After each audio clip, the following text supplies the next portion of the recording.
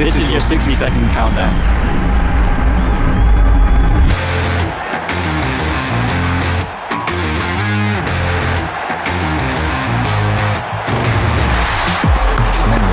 Just swept away. Yeah! Got it straight through.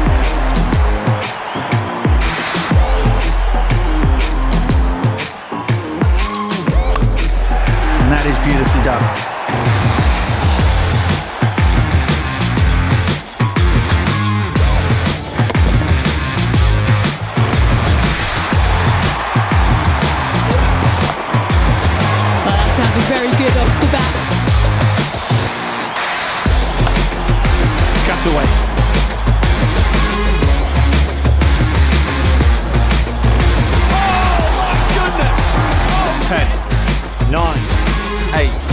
7, 6, 5, 4, 3, 2, 1. It's game time. TV, and welcome to the second part of Midlands Mania. If you've been with us since the start of the day, which feels many hours ago now, then welcome back to you. And if you're with us for the very first time, thank you for your company for what should be a really entertaining end to Midlands Mania. We've had Derbyshire already beat Leicestershire by 7 wickets. We've had Joel Corry entertain the EdgBLASTon crowd. He went down very well in the sunshine, and now we're set for the Bears against the Outlaws. Birmingham Bears against Notts Outlaws in what is always a very entertaining game. The Bears out for revenge after Notts had their number in game 1 of the competition. Alongside me, our lead commentator, Adam Bridge. Adam, hello, welcome. We'll talk about Notts in a moment. Quick reflections on last night. It was a very, very good win for the Bears, considering a 98 for 4 and wobbling. This team once again shows that if the big hitters don't star, there's always a performer. And last night it was Ed Barnard. Good evening, everyone. I thought we were going to have a quick review of Joel Corry, but we'll do last night instead, if you like, because the place has just stopped vibrating from Joel. I think there's no way, two ways about it. Yeah, Ed Barnard with a career best last night. I mean, he was exceptional. He's had a really good start to the Blast campaign, considering that last year he was a player that was kind of in and out occasionally. I mean, I think we hardly saw him bowl at all last season in particular, but this season he's been quite predominant with the ball. Yeah, he's a high-class operator, Ed Barnard. We've seen that in the red ball game, and we saw it last night at Headingley in the white ball game with that 32-run victory.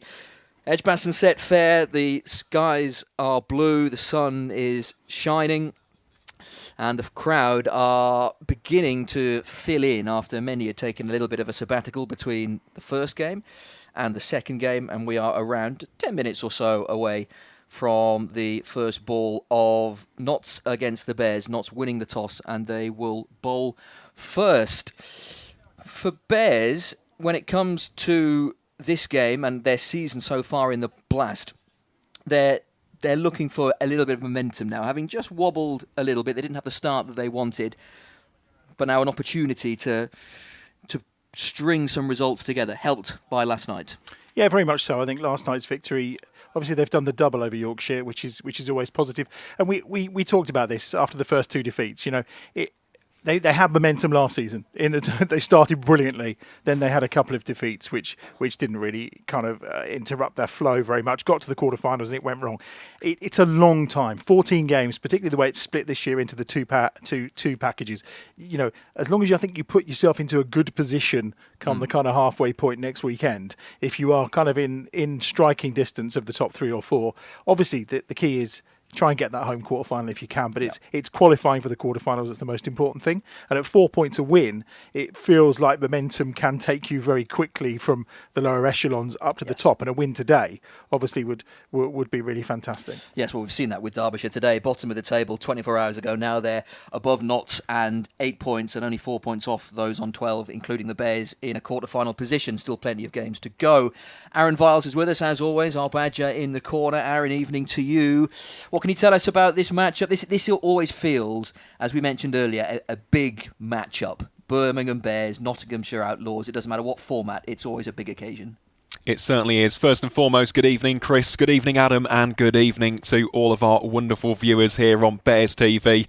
It's one of the great matchups in the T20 Blast, especially in the North Group. And before a ball is bowled in anger tonight, the head-to-head stands at 13 wins for the Bears and 13 wins for the Outlaws. There is literally nothing to separate these two sides, unless you look at the record at EdgBLASTon, where the Outlaws have got one additional victory. It's currently 6-7 in favour of the visitors. So, in terms of this game, expect high scores, expect some outstanding individual displays. We'll talk about Sam Hain and Joe Clark's records a little bit later on, but this is one of the great games. It's a wonderful Saturday night here at EdgBLASTon. We've had the fantastic game between Derbyshire and Leicestershire a little bit earlier on. We've been treated to a little bit of Joel Corry, and now we've got the main events. It's the Bears versus the Outlaws. This one should be an absolute blockbuster. Set up very nicely indeed, Aaron. Thank you very much. Let's have a look at the two lineups, shall we? And we start with Birmingham Bears, who nice and simply are unchanged from last night's victory at Headingley against Yorkshire. And what a luxury that is when you have a team that are performing and a team that are winning. There's very little need to alter the lineup. So it is as you were when at Headingley last night, which is of no real surprise. The skipper, Alex Davis, leading the line, will want a little more than he got last night, the 11 that he got. The New Zealand Test skipper, Tom Latham, a runnable 24 last night. Dan Mosley, the very exciting Dan Mosley, in at 3. And the top 4 didn't click massively at Headingley last night. We'll hope for more today. Sam Hain, a runnable 7 for the Hain train, always a top performer here at EdgBLASTon. The King of Birmingham, Moeen Ali, who did come in relatively late on in the order last night. Ed Barnard, who was player of the match last night, no question. His match-winning 67 was such a vital part of the victory. The very exciting Kai Smith down the order, and then we're into the bowlers or the batters. George Garton was a star with the bat last night rather than the ball, 21 from 6, and he only managed 1 over last night. The very, very exciting Danny Briggs still leading the T20 Blast all-time wicket takers list, and we expect to see some more tumble today. Hassan Ali, watched him warm up earlier today, express pace. He's always very, very wonderful to watch. And then Jake Lintott rounding off the Birmingham Bears 11. No surprises, unchanged? No. I mean, look, there's not a lot of places to go right now. Obviously, Jacob Bethel's away with England. Chris Wokes will be away with England. So in terms of options available to them, they plan to have Bo Webster. Obviously, he's just been playing in the World Test Championship. So the options aren't... But then also, they're in good form. They're playing well. They scored over 200 runs last night. You know, I think they could have won the game against Northants in midweek, if I'm brutally honest with you. And it's interesting you talk about George Garton. We had him up here last weekend after he took those 5 catches, which we'll tell you a little stat about that a little bit later on, and obviously hit some runs as well. He said, my job isn't to influence the game. Now, if it means I bowl 1 over and I influence the game in that manner, that's fine. If I go in for a couple of balls and smash a couple of 6s, my job is to impact the game in some way, shape or form. And it was actually quite a refreshing attitude, because I think we've all kind of sat here and questioned when he's only bowled 1 over and gone, well, you know, why is he in the team if he's a bowler and he's only bowling 1 over? But it's up to Alex Davis to read those situations and decide when and where he can have an impact. So I think the side's got a nice balance, which will be interesting. And you know, in a moment we'll have a look at the Outlaws team, who, you know, are packed full of stars. And we almost had 500 runs when these sides met almost earlier in the season. So 450, 460 odd. So I think we're in for some big hitting and some drama tonight, really. Yeah, and you wouldn't be surprised if we did see 400 runs plus scored in this second game. We saw plenty of runs, nigh on 200 each, when Derbyshire played Leicestershire early on in the piece. The Notts team, as Adam mentioned, the Notts team maybe not full of the superstars of years gone by when they had prime Alex Hales. They had Ben Duckett, still have Ben Duckett. He's away with England. They had the likes of Stephen Mullaney, very, very consistent. Dan Christian, Jake Ball, Harry Gurney. Still, this is is a shrewd team still, with Joe Clark still very, very good at the top of the order. Tom Moores and Matt Montgomery have been around for a little bit. Farhan Ahmed comes in for his debut.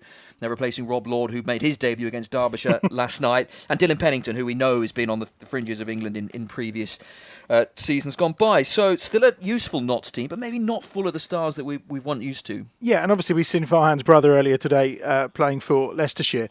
Daniel Sams is the one who kind of stands out for me because, I mean, every year I'm a big follower of the Big Bash, and he's always an outstanding cricketer in that format of the game, and down under, and him bringing that to Notts. I think he's played at Essex. Am I thinking out loud? Yeah, look, I get the thumbs up from the Badgers Den. At Essex he's performed, but he can do it with ball and bat. But he's got the experience of the ball, so he's very good in those key moments. He knows how to take wickets. He knows how to keep things tight. Plus, he can also add some really good runs as well. So Sams for me is kind of one of the standouts in that Notts side. Yeah, Aaron, what can you tell us about Notts? I'm sure you have some stats up your sleeve about this Nottinghamshire team.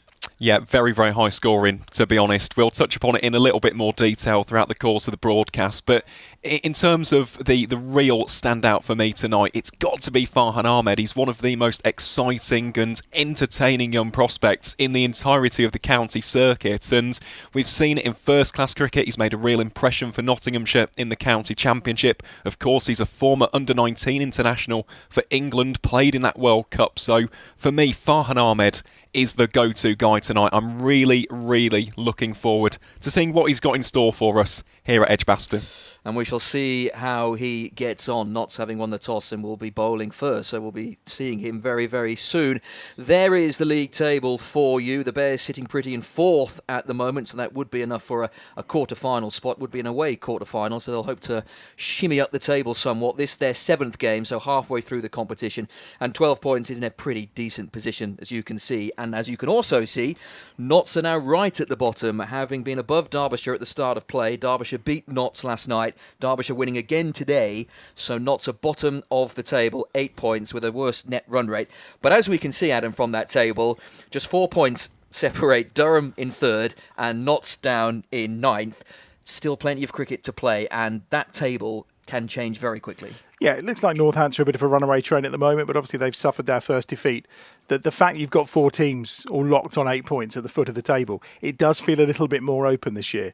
And again, because we're in this whole kind of 4-point scenario, everything seems, I know it doesn't feel a big deal to move from 2 to 4, but it feels different. Yeah. And 24 points is where the Steelbacks are at. If they lose a couple of games, all of a sudden someone's on their tailpipe. There's no, there's no two ways about that. So it's a tight table. Win would be fantastic today to get up to that 16 points after 7 games. Again, you kind of, in the past, it was 14 points tended to get you through. Yeah.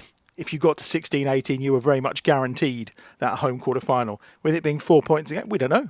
We don't know what the total's going to be that you're going to require, but you tend to think about 7 or 8 wins tends to do the job. Yeah, and that'll be the target for the Bears, no question. James Middlebrook and Neil Pratt, you can see there. The 2 umpires for the second game of Midlands Mania. We can see the mascots just down below us waving their flags. I'm sure Hugh and Carmen Bear are around somewhere. Oh, there they are. We can just about see them, bottom right of your picture. And there's a decent crowd. It has been a good crowd all day, and it helps when the weather has been as good as it has. I know there were a few worries earlier in the week that thunderstorms in the air and all the rest of it, but they've stayed away. The sun has been shining, and there's plenty of blue sky above. As out come the Notts Outlaws, having won the toss. They will bowl first, which, Adam, we presume is because they've had great success chasing, and that's what they'll be doing. Yeah, obviously they beat the Bears earlier this season when they chased down that huge total at Trent Bridge. Both their victories have come while chasing, so it would kind of make sense, wouldn't it? I think for that could be the reason. I mean, it looked like a good wicket, what we saw earlier. So it was a terrific wicket, actually, given that we almost had 400 runs scored on it. Derbyshire winning with 11 balls to spare, chasing 197 is a very impressive performance. So I think there's no harm in batting first. It's in bowling first, should I say. It is a little bit strange here because I think in the old days chasing was always one of those things you kind of always did. In recent years, chasing has very much been about if it's going to rain, you want to know what you're chasing. But I don't think we're going to get rain tonight. We'll see what the Bears can do. Absolutely, very much looking forward to it. As is Carmen down there. Just saw her in the lift, actually. She's in good spirits today. Yeah. Excellent. So a good crowd in. Bears will be having first go on what looks a very, very good wicket. And we shall hope that we have a similar quality game to the one we saw earlier today, Adam. Yeah, it's that man Daniel Sams with ball in hand to get us underway from this pavilion end. And it's going to be Alex Davies who is on strike. And the crowd wait with bated breath and anticipation. And Sam's immediately on the mark. Left armour. He's a good overseas signing, isn't he, Aaron? He certainly is, but in the Blast so far this season, hasn't quite had the outputs that either himself or Notts would have hoped for. 5 wickets at 51, and you look at the economy rate of 10.66, will certainly be looking to make amends for that. And it's interesting, actually, we started the earlier game with a dot ball, didn't we? And of course we saw a feast of boundaries, so let's see what this one has in store for us. Statisticians always looking for those omens. And maybe you're right. Look at that on the way to the boundary rope already from Alex Davies. And the Bears are off and running. And it's the skipper who's off the mark through the covers for 4. I'll make that the third cover drive we've seen in the opening 2 balls of the third innings. I think the first ball of the Leicestershire innings went for 4, the second of the Derbyshire went for 4, and the second of the Bears went for 4. All very similar shots. Very nicely played. They were, and Davo's been in pretty good form at the start of this campaign, actually. I referenced before when these sides met on the opening day, he had a couple of hook shots where he wasn't even looking at the ball. They were ridiculous. And I think he's been a bit frustrated on a couple of occasions at the way he's got out, because I think he feels there's a big score in him. Yeah, absolutely. He's always strikes me as a player that very early on in his innings you can see what kind of mood he's in, and if he's timing the ball nicely and he's looking busy at the crease, and you think we've got a good captain here, and we've got a player that can go big. And the introduction of Tom Latham, we know his qualities. The New Zealand Test skipper would have been disappointed last night not to have gone on, having hit a decent runner ball 24. He's looked really at ease, actually, and looks really comfortable opening up with Alex Davies, particularly in terms of as a partnership. They run well together. Latham, he's got that element of class about him. I think there's no doubt about that. Bit of shape there from Daniel Sams. Doesn't stop Latham getting off the mark with a single.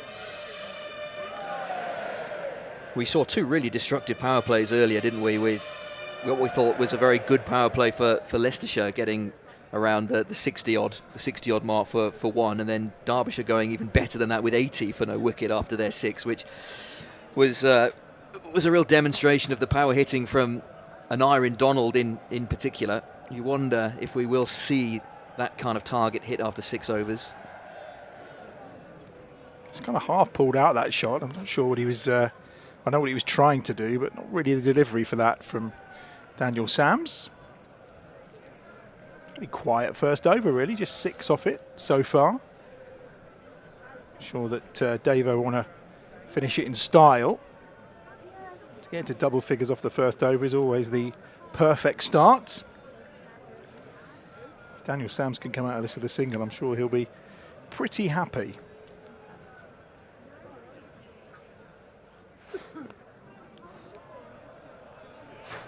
He does only concede the single. Yep, 7 off the over.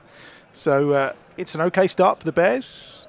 Daniel Sams completes the first 6 balls of this innings. We'd like to tell you what's going up on the sky. There's a few slightly darker clouds, but there's plenty of blue sky and light fluffy stuff around. That breeze is still blowing, but I think we're in for a fabulous evening. We're better to spend your Saturday night than in front of our live stream of Bears TV. And we're going to see introduction at the far end.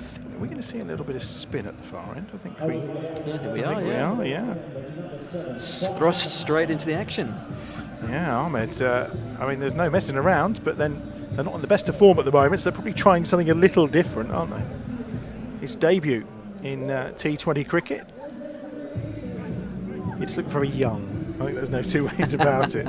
He does look very young, fresh-faced. Yeah. Having seen 41-year-old Wayne Madsen and 40-year-old Samit Patel earlier on, we go from one extreme to the other. But a big moment for him. Notts have been playing with a few debutants. We saw Rob Lord last night against Derbyshire at Trent Bridge. We've got Fahan Ahmed. Sure, the Ahmed family are in, having watched Rian earlier. This will be a big moment for him. Got 2 birds with 1 stone today. Actually, it's quite nice for them, isn't it? Yeah. Very fortunate. Here we go then. Let's see what he's got to offer.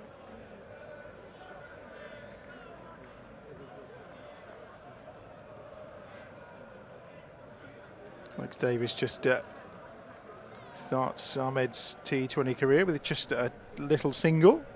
So obviously he's not a leggy like his brother, Aaron.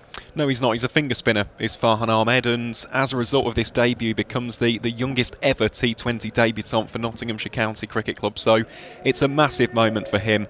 He is a fine young spin bowler. I cannot stress that enough. In red ball cricket, he has been super impressive.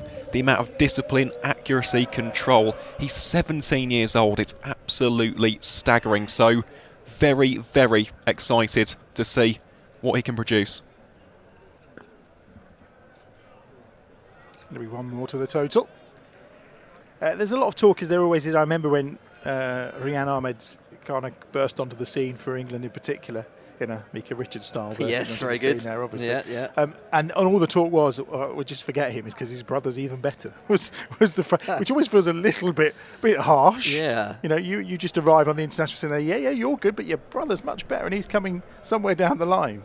Well, here he is. It's going to be 1 to the total again. Bear's not quite able to get through the 30-yard circle at this moment in time. Yeah, it doesn't half put the pressure on you, doesn't it, when you're being, well, not so much compared to your brother, but being told that you're better than your brother, who's already had a very decent start to his cricketing career.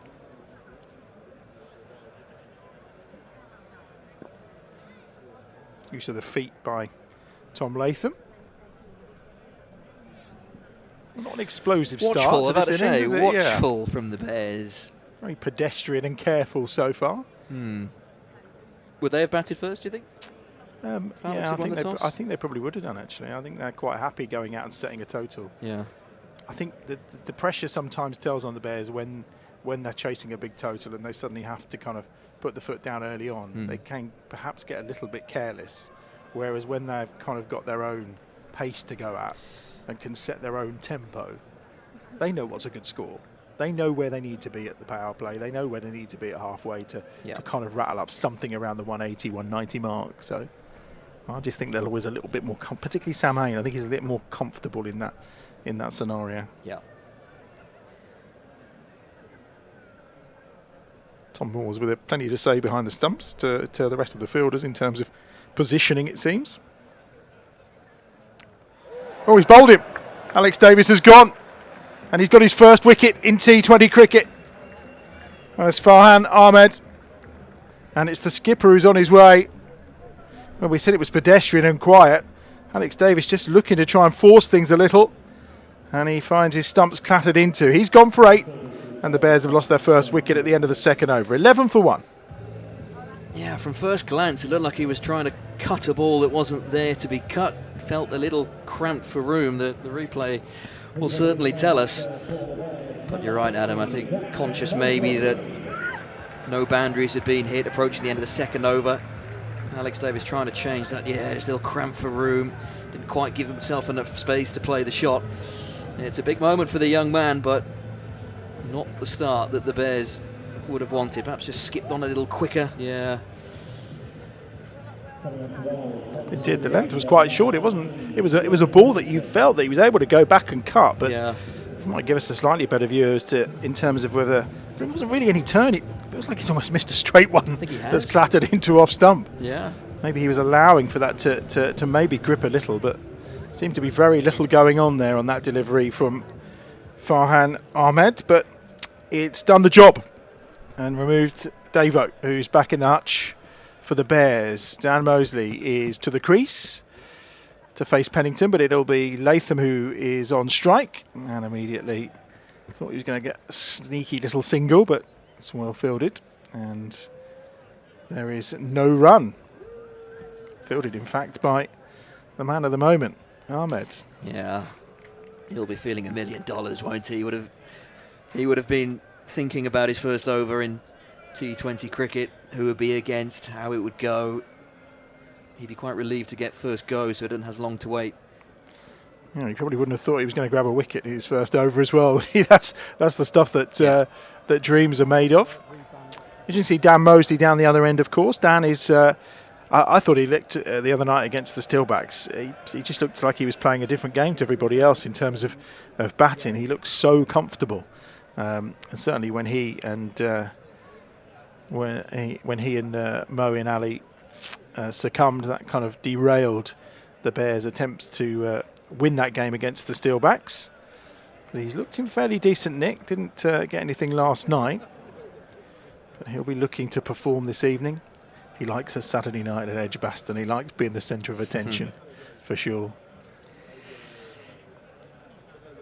It's one of the qualities, isn't it, of this Bears team, that if numbers 1, 2, 3, 4 don't quite fire, then numbers 5, 6, 7, even 8, 9 have the capability to do it. We see teams in this competition that if the big hitters don't perform, then you worry.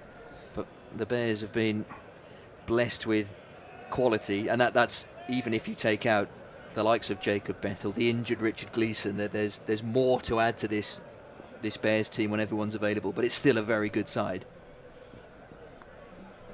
Just angled from Latham again, can't get beyond the inner ring at this moment in time.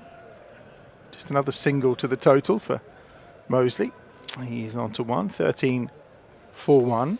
Am I right in thinking last night, so we talk about how the depth, was it 76 off the last 30 balls last night? Yes, it was. Yep, I was commentating on it. So the Bears went from 129 for 6 to 205 in the end. It was an absolutely staggering recovery effort. So, yeah, we hope it's not the same start, though. That is all I'll caveat that with.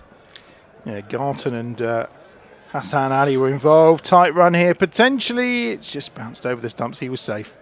I think Latham was safe anyway. Another leg by. He's been moonlighting elsewhere, Aaron has. Are you happy with that? When he says he watched the game last night. Yeah, but I don't think he provides the similar statistical analysis that he provides to us. Saves his best stuff for us. Yeah, very much so. Just 2 off this over from Dylan Pennington. 3 actually, because a leg by 2, should I say. Last ball of it, and again, it's off Mosley this time. And it's going to be a single, and it's another leg by. Completes the 3rd over of the Bears' innings, 15-1.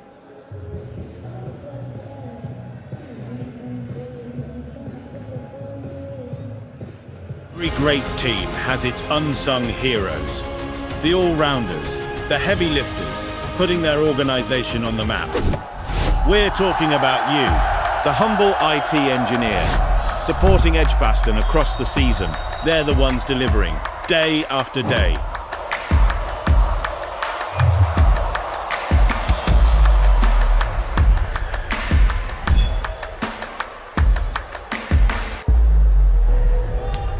Farhan Ahmed is back into the attack. It's going to be Dan Mosley on strike. Aaron, just out of curiosity, here's one for you to go away and kind of think about. How many players have taken a wicket in their first ever T20 blast over, I wonder, as Mosley plays that one out again? There's going to be no run because they can't. They won't run only because they can't beat the inner circle. Is that something you need to go digging for? That might take me all night. I'll see you next Friday. Yeah. I'll see okay, you for just curious. There can't be many in their first ever over on debut in the blast that take a wicket. That's all I was thinking. I don't try to catch you out. I was curious. But Latham plays that one into the leg side. Could use feet again. But they're getting stuck in the mud a little bit here, aren't they? Yeah. It's, I think because of the nature of the first game where we saw boundary after boundary after boundary in the opening 6 overs, maybe that's why it feels a little bit of a surprise that the Bears aren't following suit here. But Notts have started well. They're hitting their line and length. They are. Mosley comes down. Oh, he's going to be in trouble here if it's anywhere near the stumps. Oh, and well, we were saying he can't do any wrong, Ahmed. If he had taken the bails off there, Dan Mosley would have been on his way for sure. Confusion between Latham and Mosley as to whether the run was on or not. Dan had decided it wasn't. And it's heads down. Oh, full dive, and he's crashed into Ahmed as well in the process. Both okay, though. If you can't beat him, take him out. It's going to be the only way, I think, isn't it? Just 3 singles so far. Down the wicket again comes Latham, but it's just 1. This is really good from the Outlaws. What's the record for the longest the Bears have gone at the start of a T20 Blast without hitting a boundary? Well, we have one on second ball, didn't we? And That's a good point. That's about it so far, that, isn't it? I forgot about that. It has only been 1 boundary so far, hasn't it? Yeah. Yeah. Everything else has been singles.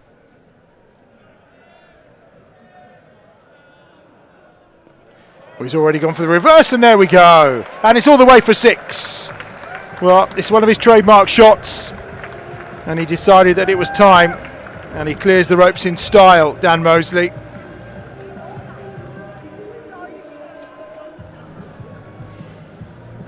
Yep, classic Dan Mosley that. He gets all of that.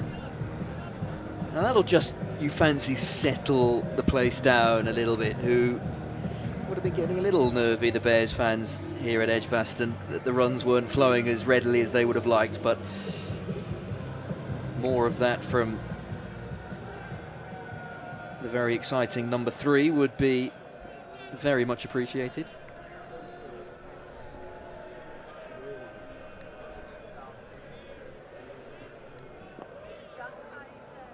No run to complete the over. That was a very nice 6 from Dan Mosley in the over. 25 for 1 then. Mosley on 9, Latham on 6. So we're 4 overs in. The Bears on 25 for 1. It's your chance to have your say now as to where you think the Bears might get to by the time we reach the end of the innings. In the chat beneath the live stream, you can have a say in the poll as to how many runs you think the Bears might get by the 20 over mark today. So have your say, get your votes in. We'll bring you the answer to that poll soon. But how many runs do you think the Bears may well accumulate at the end of their 20 overs, given the 25 for 1 off the first 4 so far this evening? Get your votes in, and don't forget as well to like the stream too while you're there. Daniel Sams back into the attack for over number 5. Good ball from Sams. Latham being very watchful so far. 2/3 of the way through this power play. Yeah, watchful is the word, although he's not had a great deal to go at. The Notts attack has been very, very accurate. Just 7 off Daniel Sam's first over. Then we had a spell of Pennington, who also hit his line and length. Just the start that Notts would have been hoping for. Oh, that's a typical Latham shot. And it's going to go all the way for 4. Fielder was close to it. No chance to stop that, though. Right in his zone.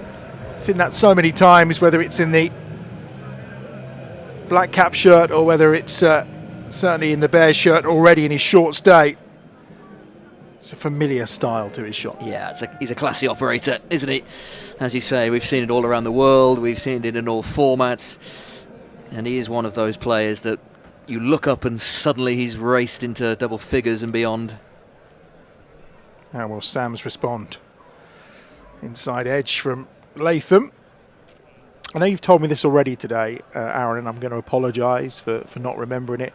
Average power play score here? It's 48 for 1 in 2025. So at this rate, looking probably below that. Yep. 30 for 1 after 4.3. But if anything that we learned from that previous game, let's not forget Leicestershire were, 80 odd for 2 after 10 overs. Eventually ended up getting nearly 200. So EdgBLASTon is one of those venues where you've got to lay a foundation and set yourself up for a big final 5 overs. It's a lovely shot. He's not only going to get 1 for it. He probably deserved more, actually. He waited for that ball from Sams, but actually picked out the fielder. Shaping up to go big, wasn't he? But then, I'm not sure if Sams took a little bit off it, but yeah, instead very nicely guided it backwards of square, but yeah, deserved more for that. Sun's back out, the shadows are long. Floodlights on 2 here at EdgBLASTon. Short. Plenty of whip in that from Sams, and it's, a bit too high, that one. It's always going to be a wide. 1 more to the total. The 1 for the over as well. It's interesting though, isn't it? He did drop the short. Latham was still tempted. He was. It didn't seem like he was too far away from it either. But yeah, confirmation from the square leg umpire that it was just a tad too high. So Sams has to reload. There was a bit of a tennis ball bounce earlier in this wicket in this afternoon's game, when Hudson Prentice was bowling for Derbyshire. Some slower balls just seemed to lift up quite a bit. That's one more to the total. 33 for one. Mostly on 10. Latham on 12 so far.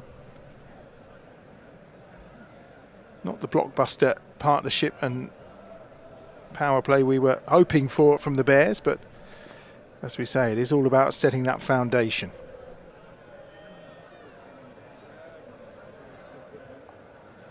And Mosley makes room for himself again and collects another single. 34 for one then at the end of the 5th over. Sams then going for 9 from his 2nd over. And the Bears, who were put into bat by the Outlaws, will be satisfied with the start. One more over to come in the power play, but again, if you're kind of taken over here at the end of the power play of 10-12, then you probably feel quite satisfied with your position. Yeah, absolutely, and you're hitting par score for the opening power play, as Aaron was telling us. Yeah, you talk of EdgBLASTon at this time of day is one of the great places to watch cricket. From our position as well, we've got a wonderful vantage point where you've got the city beyond, you've got the shadows lengthening, the sun shining, that wonderful light you get at this time of year, at this time of evening. It's a fabulous venue to watch cricket, whatever format of the game we're watching. Here's Pennington in from the city end. On the charge this time is Mosley. I think Pennington saw him coming, dropped it a little shorter. Prevents the run. Run rate just over 6.5. Final over the power play. Yeah, you wonder if we will see maybe the reverse of what we saw earlier today, where the bulk of the scoring was done in the opening 6 overs for both Derbyshire and Leicestershire. Again, he's made room for himself. And whether or not this time it might be the more traditional building of a one-day innings where you start slow, build a foundation, and then go big in the middle to late overs. There's no one way of winning games of T20 cricket. And if the bowlers are bowling well, and there were times in the opening game where, yes, the hitting was destructive, but the bowling allowed it to be. There were some balls that were not in the right areas. I think Tom Latham's just come down to say to Dan Mosley, just calm down and be sensible about your shots. And he's cut that away and almost down the throat of the fielder when it lands between the two of them, and it's just 1 to the total. Calvin Harrison was favourite for that, and I just wonder if he was put off very slightly. I couldn't see the fielder who was coming round, but it looked like it should have been taken, and had he carried on running at the pace he was running at, I think he would have got there, but just coming round from a sort of fly slip position, he was just put off, and yeah, it bounced in no man's land. Chance that. Well, now Latham just trying to ramp this one. And again, there's no run. These two just getting a little frustrated. We talk about this, 3-dot balls tend to lead to an action ball where someone tries to do something a little bit spectacular and a little bit different. And I think both of them have tried it in the last 3 deliveries, and there's 1 run come from them. But Pennington seems to be bowling a very nice kind of length here as well, that they're struggling to get away. Latham's helped that one round the corner. Again, it's just going to be 1 to the total. So even when they are breaching the infield, they're not reaching the boundary ropes. No, and that was something that happened with regularity earlier on. Anything out of the 30-yard circle tended to go to the ropes. The positioning and the placement of the shots were very good. And the Bears are just struggling to pierce through. Last ball of the power play.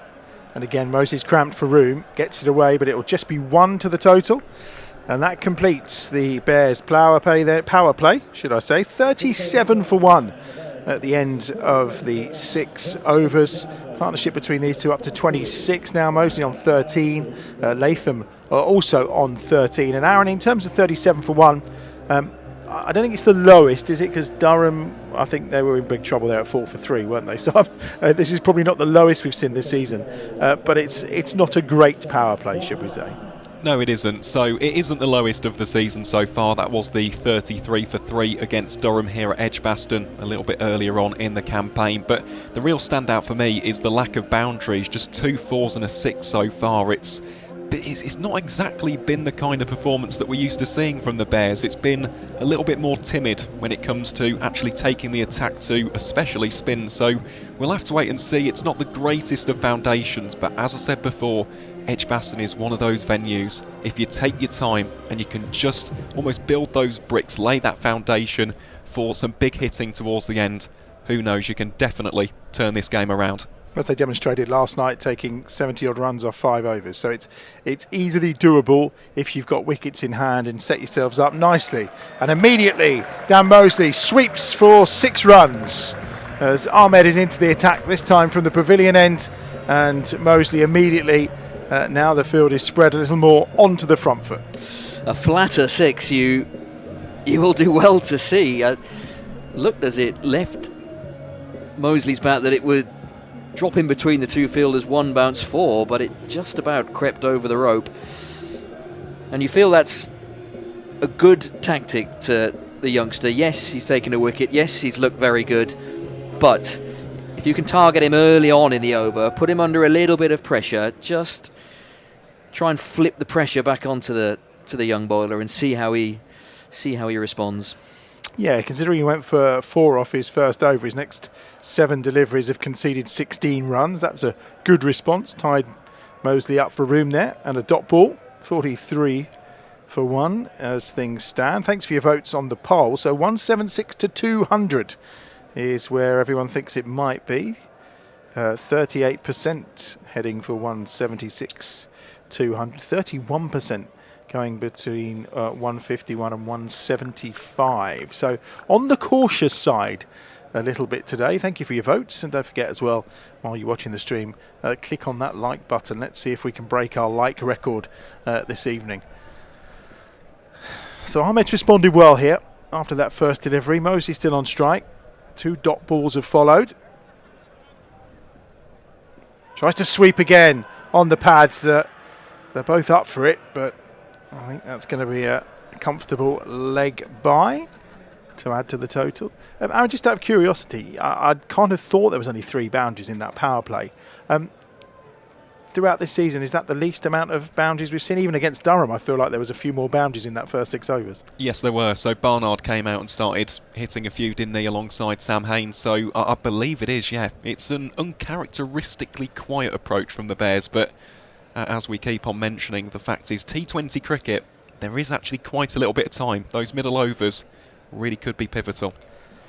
But they could. 2 balls remaining in Ahmed's 3rd over here. Little dab round the corner, this time from Latham.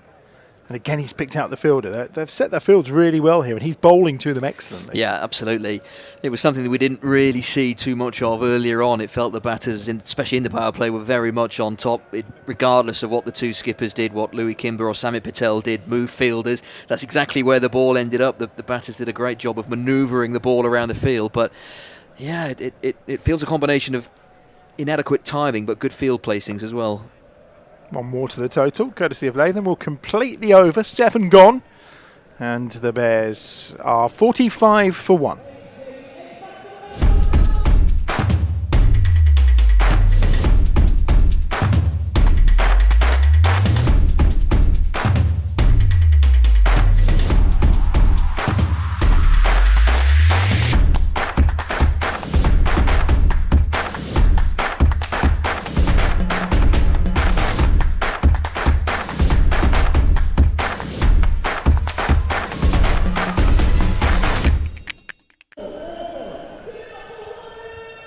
Whereas Wally's in the crowd today, a fair few of them I can see in the distance from our high perch up here while we wait for Montgomery to come into the attack. So Wouldn't surprise me here if we see a little bit more spin coming. Obviously, Calvin Harrison is There they are. amongst the knots rank. Yeah, there they all are. There's a fair few there today, aren't there? Found them. We found them quite easily. Yes, that's a shot. And, well, I don't think... Was the catch ever on, really? I'm not sure. He made a decent effort at it, but it's 4 more to the total. And it was Daniel Sams who was trying to get there. Latham's got himself another boundary, and the Bears move on to 49. Well, it would have been a worldy of a catch, wouldn't it? Oh, I think he did get there. Normally you can tell with his reaction, maybe a couple of steps further forward than I think he probably was getting there, but it was a fine effort. Little aerial from Latham, just 1 to the total. Interesting, kind of comparing the bowling styles. I was just noticing about Farhan Ahmed, where he stands there and kind of almost just bobbles his legs up and down on the spot before he gets into his rhythm as the Bears bring the 50 up. And then we've got an alternative here. He's a bit of a ball hider, is Montgomery here. He keeps it tucked away behind his thigh while he's on his way in. It's right behind his back at this moment in time as he's preparing to go and just fiddling around and changing his grip every time, I think, not willing to give too much away. Cut away by Mosley. Am I right in thinking, I mean, you may correct me here about Montgomery, but are they trying to sneak an overthrow here quickly while they got the Bears on the rack here with Montgomery? Or are we thinking, he's a wicket-taking danger man? Well, the average would suggest no, to be honest, at this stage. That's what I was thinking. He's swept by Latham. I just thought while they've got them on the rack, it's one of those where they're just going, right, okay, Montgomery, you have the ball, and let's see if we can whip an overthrow, give away 3 or 4 runs and move on. But it hasn't panned out like that. Obviously, we've got Harrison to see as well. Yeah, he's going to be a danger. Using the feet, Mosley, but with no result this time. 7 off the over. 52 for 1. Both of these on 20. Just over a run a ball, this partnership. He's made some room for himself down Mosley. He's missed the ball. Latham's nearly slipped over. And all in all, it didn't quite go according to plan, that final ball of the 8th over. 52 for 1 then after 8 overs. 41 the partnership from 36 balls. 7 off that last over, but still not quite the momentum that the Bears were looking for. No, not at all. And we keep waiting for that over to come, the over that breaks this match apart for the Bears. But at the moment, it doesn't feel like it's forthcoming. We know things can change very quickly in this format, but you have to credit the Notts bowlers thus far, who have been very, very tight. And Lyndon James, I sense they are just trying to sneak through a couple of their part-timers here are Notts. They have a lot of bowling options. They do. I think there's no two ways about that. Lyndon James is in, and he's driven through the covers nicely. And I think that's going to go all the way to the ropes. They're not going to cut that off. That's beautifully struck by Tom Latham. One of those classical shots we've seen so many times from him. And it was all about the timing. Yeah, beautiful timing. Just a tad overpitched from Lyndon James, and a glorious shot, as you say. It doesn't matter what format you're watching, that is always a stroke that's very much appreciated. Latham moves on to 24. Now one off his legs, picked up, and again a familiar style for 4. Well, he's laid that foundation, and now Latham just starting to build and be a little bit more aggressive. Yeah, maybe this is the over that breaks it apart. And it does often happen, doesn't it? Tight opening 7-8 overs, and then a bowling change, and batters are set and think, okay, this is who we target.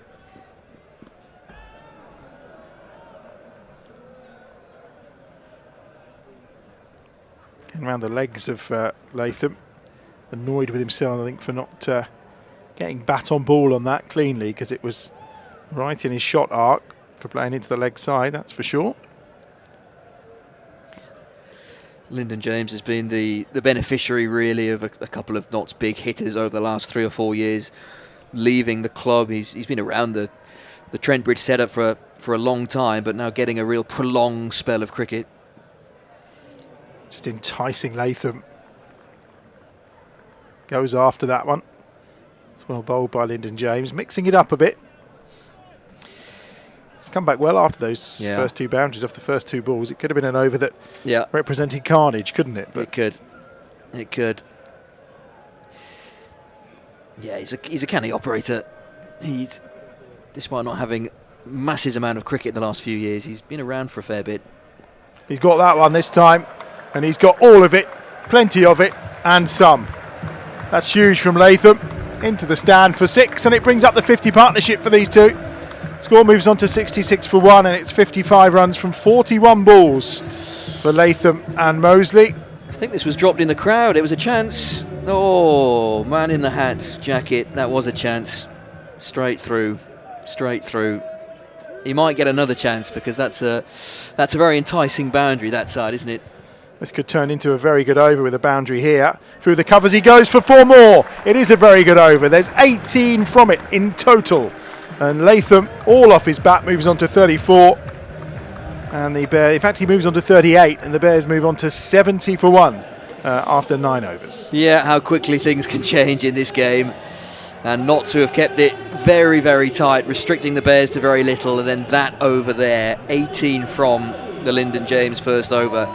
And when you look at the figures of the 4 bowlers prior, 0 for 16 from Daniel Sam's 2, 1 for 21 from Ahmed's 3, 0 for 5 from Dylan Pennington's 2 overs, 5 runs off 2 overs, remarkable effort. And Montgomery's first over only went for 7, so that's a costly one for Notts and for Lyndon James.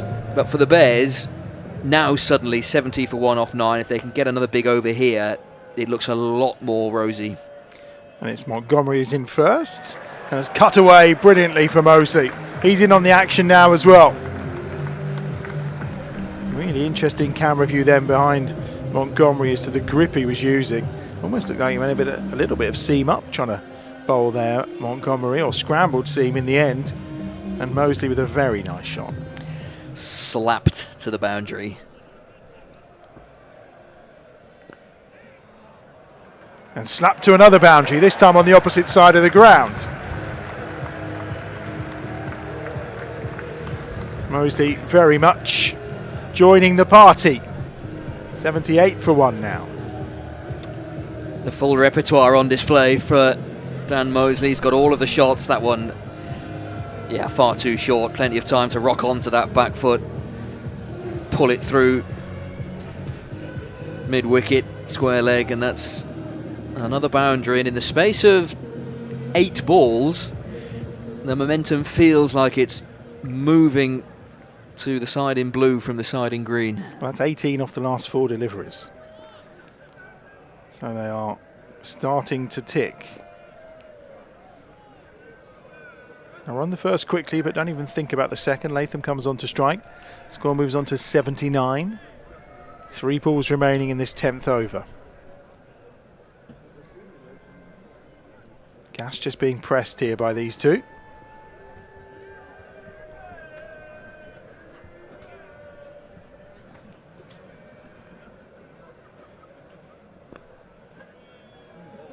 Going to be 1 more to the total of the bowling of Montgomery. It's been a very good over so far. No need for any risks. 10 from it so far. Talk of bowling run-ups and how they change, but Rob Lord, who made his debut for Notts yesterday, his was remarkable. Didn't quite get that, Dan Mosley. Almost comes in at a 90-degree angle and juts in. We're not seeing him today, but I imagine that would be quite an experience to face if you've not faced him before. Yeah, we've already seen some very fascinating run-ups from spin bowlers throughout this season so far. Such a unique skill and so many different ways of it being executed. Right, that completes the 10 overs, the halfway mark. And the Bears 82 for 1. So I think as Aaron was mentioning earlier in the first game today, the Foxes were 80 for 2? 81 for 2. No, they were 81 for 2 at the 10 over mark. So, I mean, look, and we saw that they went on to score 197. 196 in the end. Something that I just wanted to touch upon though, gents, if I may. I mean, we're seeing Calvin Harrison now. This is a change which I expected a little bit sooner.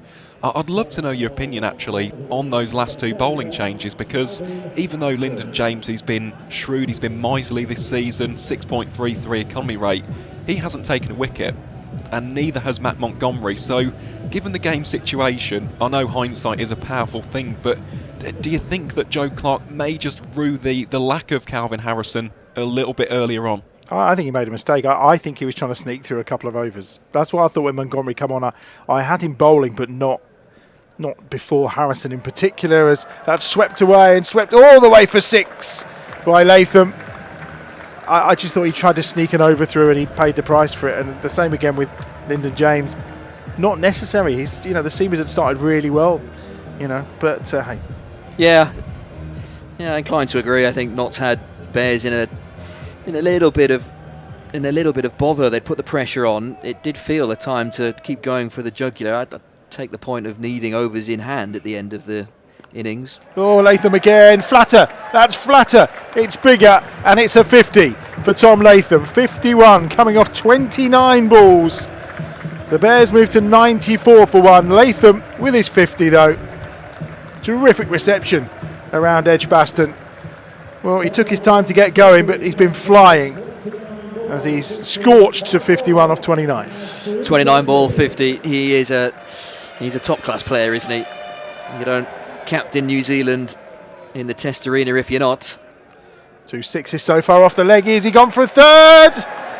Did that go all the way, or was it just a 4? The question's being asked by the umpire, and he's waiting for the shout to come from the fielder. Oh, it's just a 4 this time. I think it's inches away from going all the way. We'll see on the replay in a moment. I think it may have just fallen a little bit short of a third successive 6, but it's forced Calvin Harrison to come around the other side and have a go at the left-hander. Change of direction, change of angle, comes down, uses his feet well. He'll only get 1 this time though. And that's 17 to the total.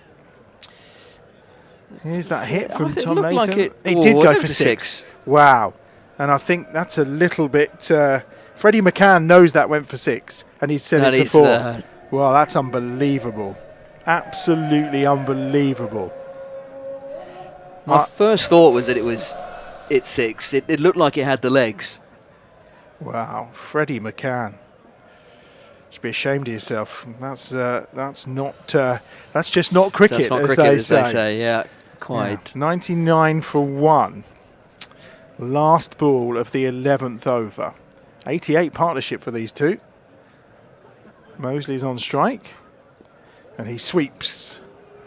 And it's going to be 1 more to the total, and it brings up the 100 for the Bears after exactly 11 overs. So 66 balls to deliver 100 runs for the loss of just the 1 wicket, that of Alex Davis.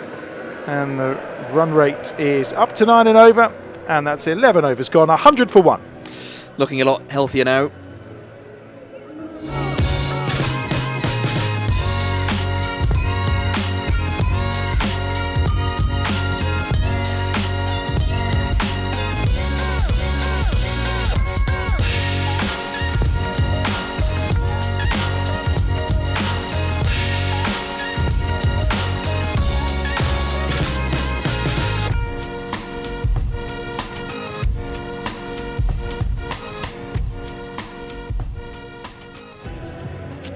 $100 for 1 after 11 overs. I mean, if this game comes down to 1 or 2 runs, then that's going to be mildly controversial. Ahmed is back in. 1 for 21 from his 3 overs so far. Bowling to Mosley. He's on 32. Down the ground, Mosley goes. And he goes big, and he goes deep for 6 runs. It's a great shot from Dan Mosley. Oh yes, what a shot this is. Skipping down the track, gets to the pitch of the ball, bang. That would have felt mighty special off the bat. That's gone a long way back. That's very nearly into the wallies in the first few rows of the where's that? Is it the Wyatt stand just over there? I was going to say they're not very hard to spot, are they? No, I thought the they're idea not. was that Wally was quite a That's challenge to true. spot, but they stand out en masse. They do. Mosey down the wicket again using his feet. They're going to look for a second note, just one to the total. 107 for one. See, what they really should do is just dot around EdgBLASTon, and then we can task our camera team to pick them out.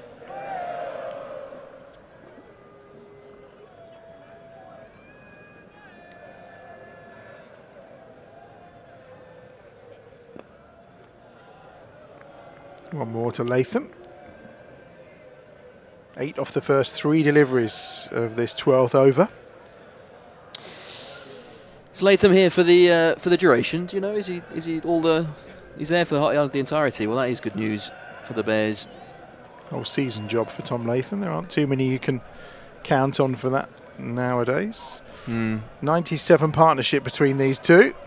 That's helped into the leg side. It's just going to be one again this time. I think Dan Mosey was keen, but Latham was not for turning on this occasion.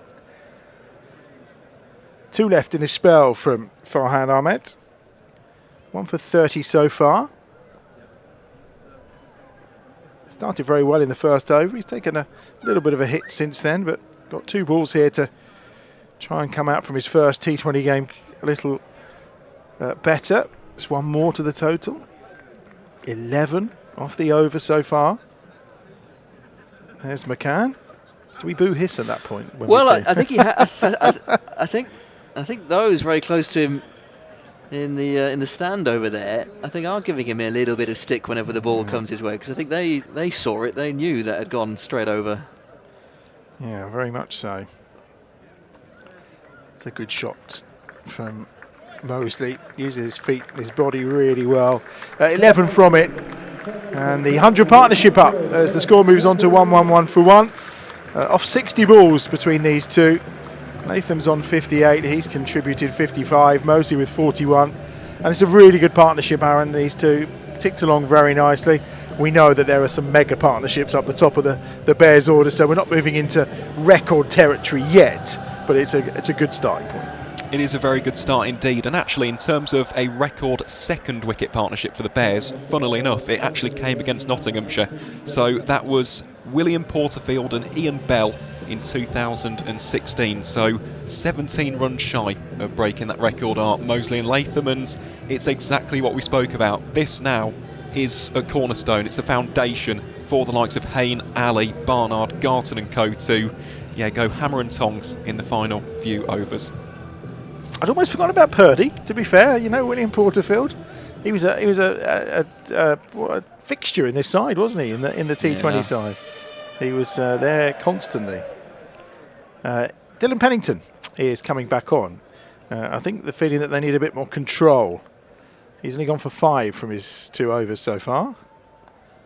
And Dan Mosey's moved so far across he could hardly reach that. That would have been a wide had he not, but unless Pennington saw him moving and therefore decided to tuck it out the way. I think there's a bit of chat between the two of them. 1 more to the total. Yeah, I think he saw what was happening there and acted accordingly. It did well to get any bat on it at all. Yeah, more control needed for Notts, and Pennington's figures of now 0 for 6 off just over 2 overs certainly adds to that control. Short ball. And a wide ball given by the square leg umpire. Again, I think it was horrendously high, but not the tallest of chaps, Tom Latham. No, he's not. No. But it is always based on batter height, isn't it? Rather than there's no benchmark of height wide. And he quite cleverly left that go, which again I always think maybe gives the impression it's a little bit higher than it actually is, because then when he puts one in the arc, he does that. That's brilliant from Latham. He moves on to 64 off 34 balls. The score to 119 for 1. 4 sixes for Latham now. Is that 4? Yeah, it is. Little thumbs up from the corner. It's another one down in the crowd. One-handed effort. Yeah, disappointing efforts in the crowd so far today, to be fair. Just checking the ball to make sure nothing's fallen off it while it was out the way. They used to check it during COVID times, didn't they, and give it a wipe. That's but right. They always seem to, whenever it goes into the crowd now, it needs a check to see if anything's, as it's hit concrete or various things, if it's become damaged. And this time he goes flying into the offside. One bounce and not going over the ropes, because that's brilliant from Sams. Super bit of fielding, just to parry the ball back in, and he saves 2 runs. Excellent fielding. It's the sort of fielding that we've become so accustomed to in the modern game. And that is excellent. But it's one of those that you just think fielders, players these days just do that sort of thing. And actually, if you hadn't have stopped it, we'd have thought, well, you probably should have stopped it. Where if we saw that 20 years ago, we'd be lauding the athleticism. Sam's called into action again. One more for Latham, who's on to 67. From 36. Good strike rate here. Just shy of the 200. Yeah, they are accelerating at some pace. He wants a drink, Latham, no surprise. He's just signalled to the dugout. Yeah. Yeah, it'd be interesting to know whether Notts could have their time again, whether or not they'd make the changes that they did, because it does feel the momentum they had has completely dissipated. He did 11 off the over so far. Mosley down the ground for one more. 12 off the over. They are accelerating really nicely here.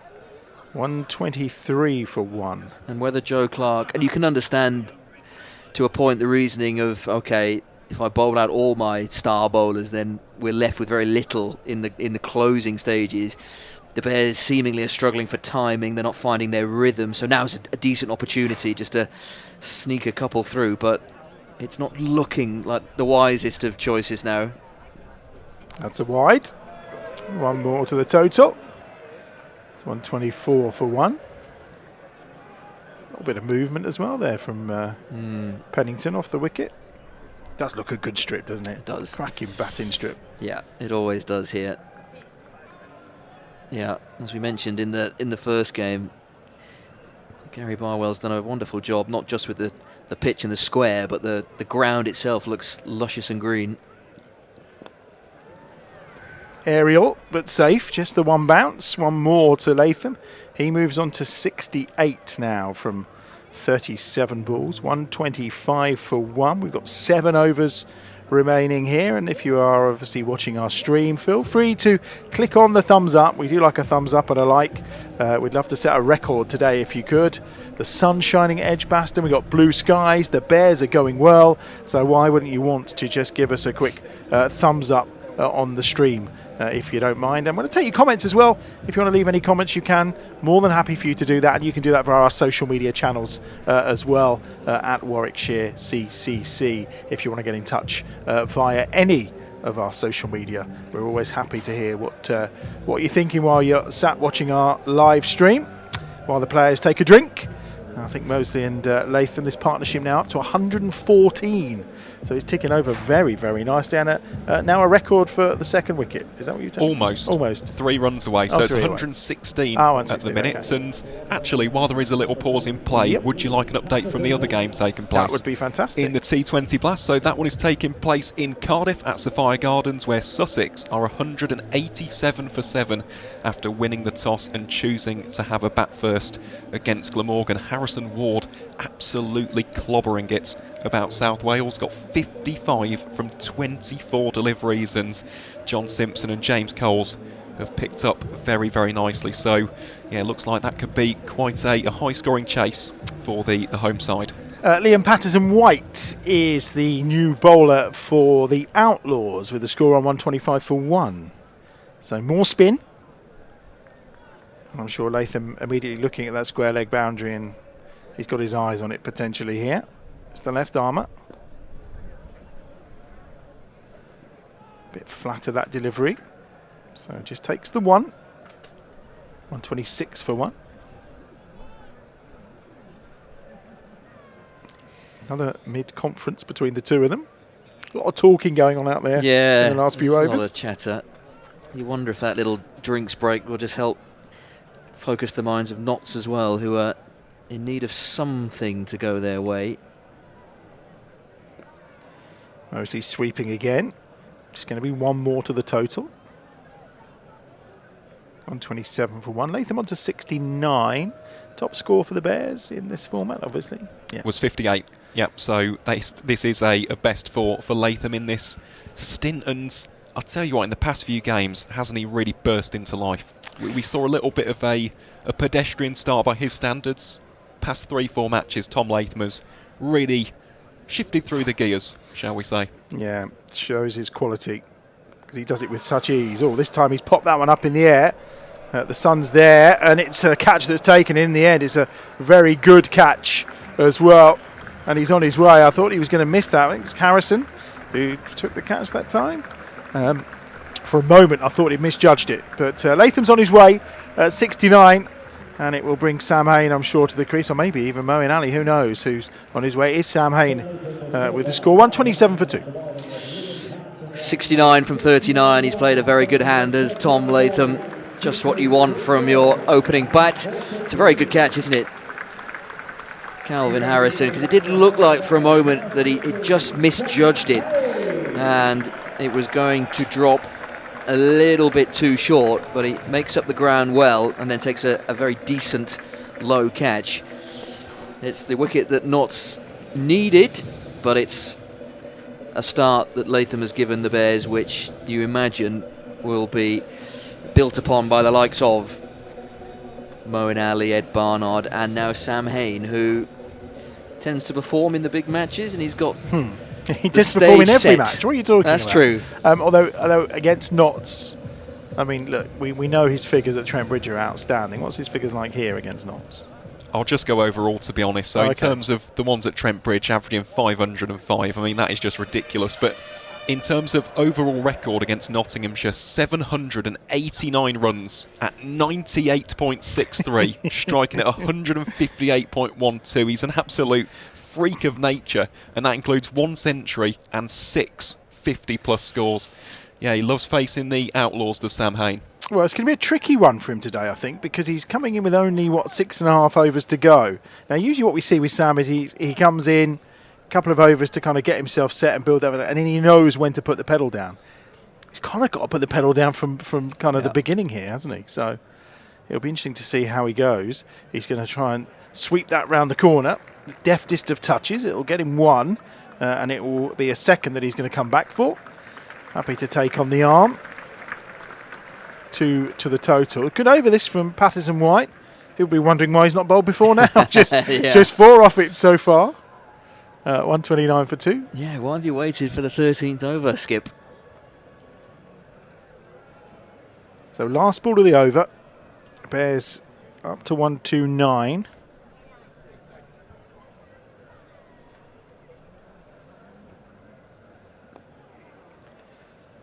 Hain's going to take a single. He'll keep the strike. And after 14 overs, it's 130 for 2.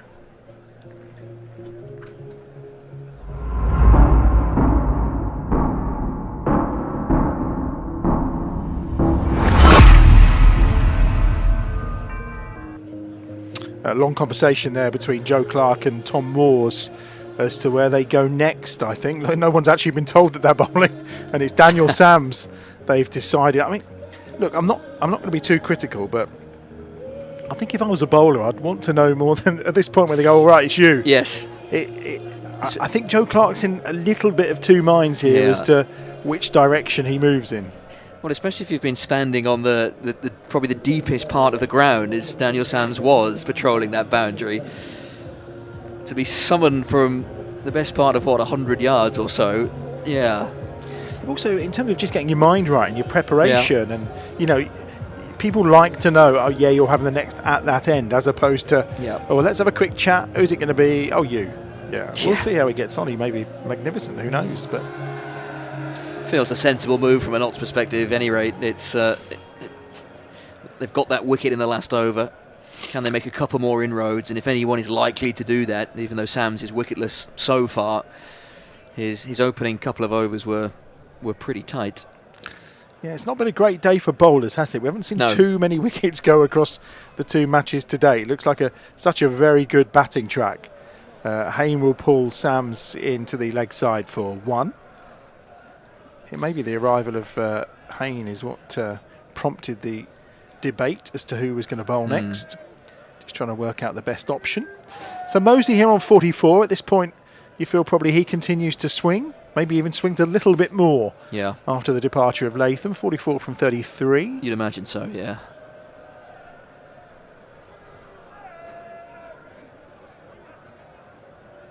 Not fiddling around with the field. Just reinforcing that cordon at backward point and gully. In fact, we've now got a little fly slip in really at the edge of the circle.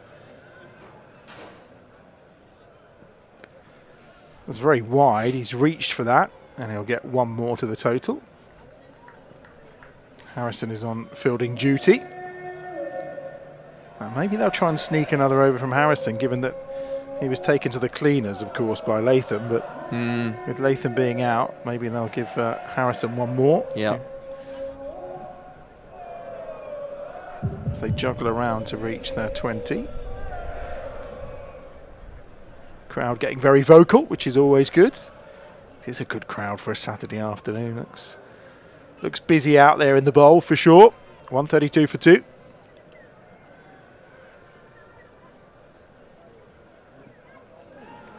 Haynes got some of that, not all of it, and probably a good job on this occasion. That's just going to be one more to the total. He's on to 5. He's done well to get anything on that. It's he's mixing up his variations nicely here, Daniel Sams, and probably would have been borderline wide had Haynes left that, but he gets a touch on it. Important part of the game, you feel we're entering here. Important part of the Bears' innings at 133 for 2, 5 overs to go. They'll want to up that run rate. Mosley hooks it into the leg side and all the way for 4. Excellent shot from Dan Mosley. He moves on to 49. He's within sight of that 50. Now 35 balls. Nice from Mosley. Kept steady. Far away from going all the way over. Although if Freddie McCann was out there, yeah, 2. Just a 2, yeah. 137 for 2. Mosley then on strike, 49. And he'll get his 50. And it's come on 36 deliveries, Dan Mosley. And obviously he could have hit 50 in midweek against the Steelbacks as well. So just running into a bit of form is Dan Mosley. Such a key part of this Bears T20 side. Absolutely is. And that's a very timely hand played by Dan Mosley there. He's been disappointed not to have built on yesterday, but he's done a very good job today.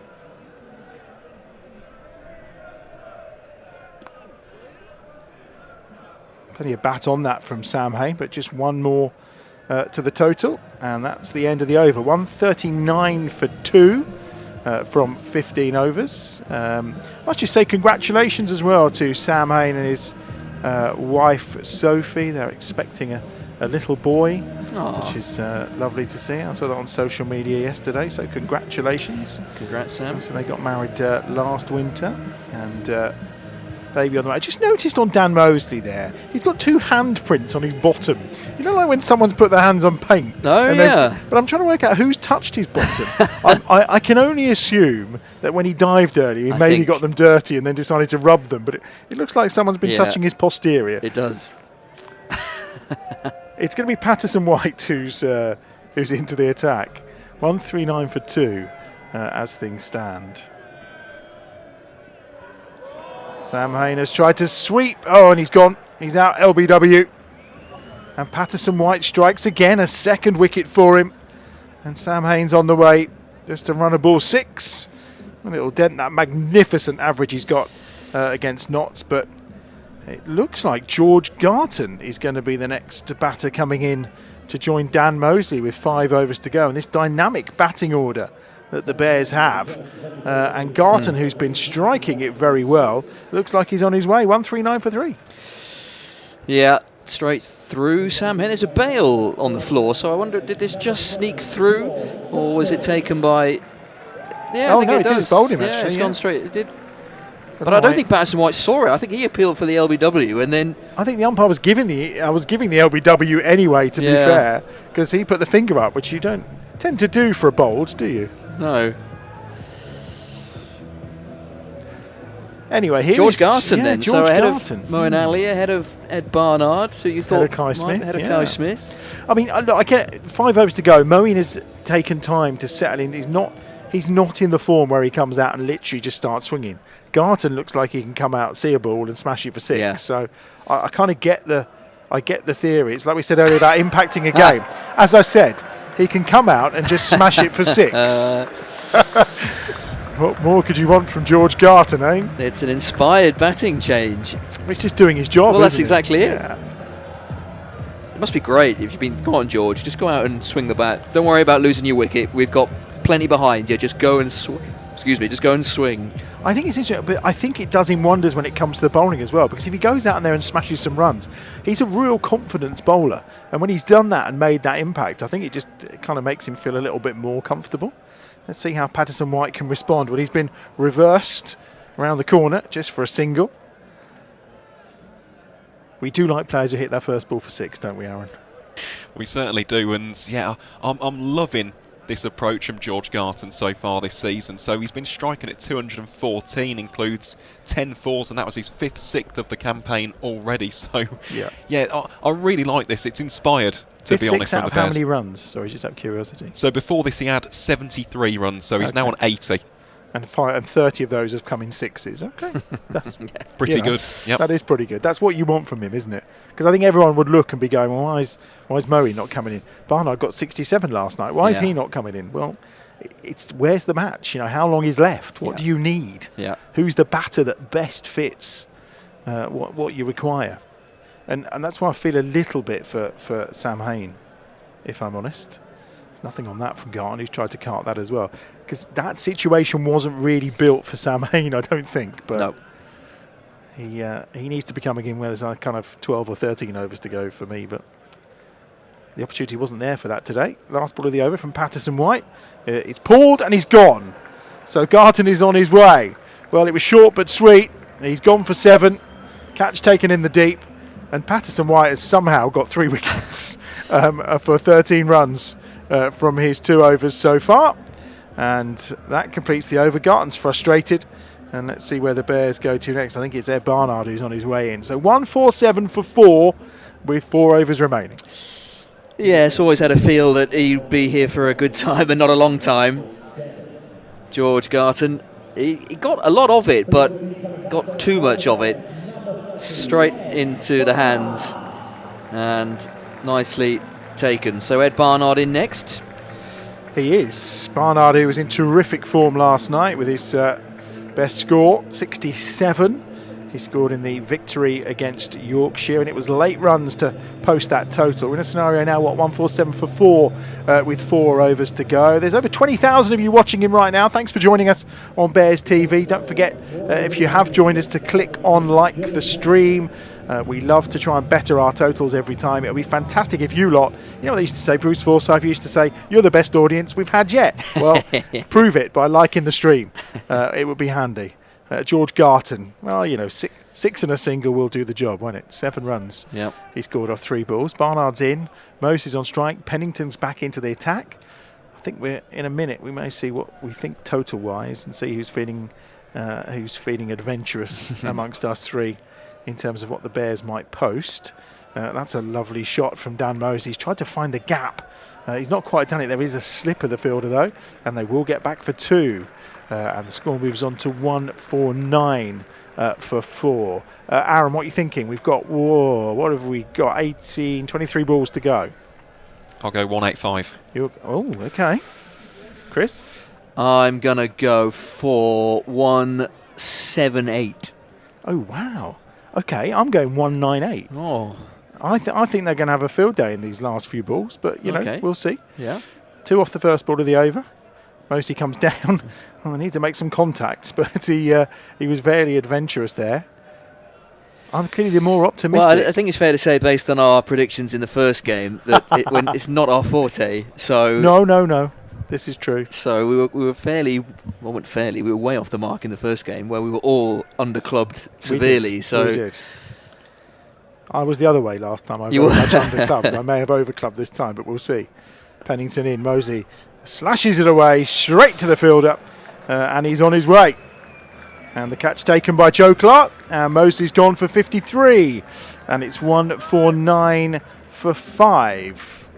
And Mosley departs, and the Bears need to keep their heads here if they're going to get up around that 180, 190 total. yeah, this has been a little bit of a momentum checker for the Bears.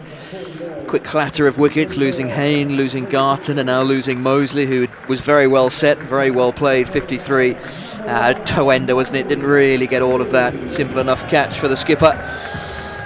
And Notts will feel like they've got a foothold back in this game at 149 for 5, with 2 new batters at the crease. Ed Barnard yet to face, and Moeen freshly arrived. And they'll feel that they've just wrestled back some of the momentum they lost. This is part of the fun of trying to judge. If you're the coach and the captain, trying to judge what makes a great total and how you get there. Because I suppose when Latham got out, it's a really awkward time in terms of the kind of rest of the lineup that you have, because it's not enough time. That's a lovely shot from Moeen straight away. And again, Sam's brilliant fielding, this time two-handed to keep it in. It's not enough time for Sam Hayne to get into the groove where he can then start to deliver. So he gets out quite cheap. You then go, well, actually, is it right for Moeen or Ed? No, it's probably not. So let's set George and see if he can smash 20 quickly. That doesn't quite work out. And then Dan thinks, well, I'm going to have to take the... It's almost like they lost Latham at the really wrong time. Absolutely, although the partnership was great. Yeah. It's kind of a wrong time to lose a wicket. Yeah, I completely agree. You're coming in that really awkward no man's land where you're not quite sure what the best mode of attack is. It's such a dynamic game, isn't Yeah. it? You have to constantly be kind of rethinking your strategy and kind of moving your targets and your batters around. Yeah. 150 up for the Bears with 3 overs and a ball to go. We know these two can hit a mean ball. Well, that's the thing. They can. The pair of them, can't they? We saw Hassan come out and hit a mean ball last night, to be fair. Yeah.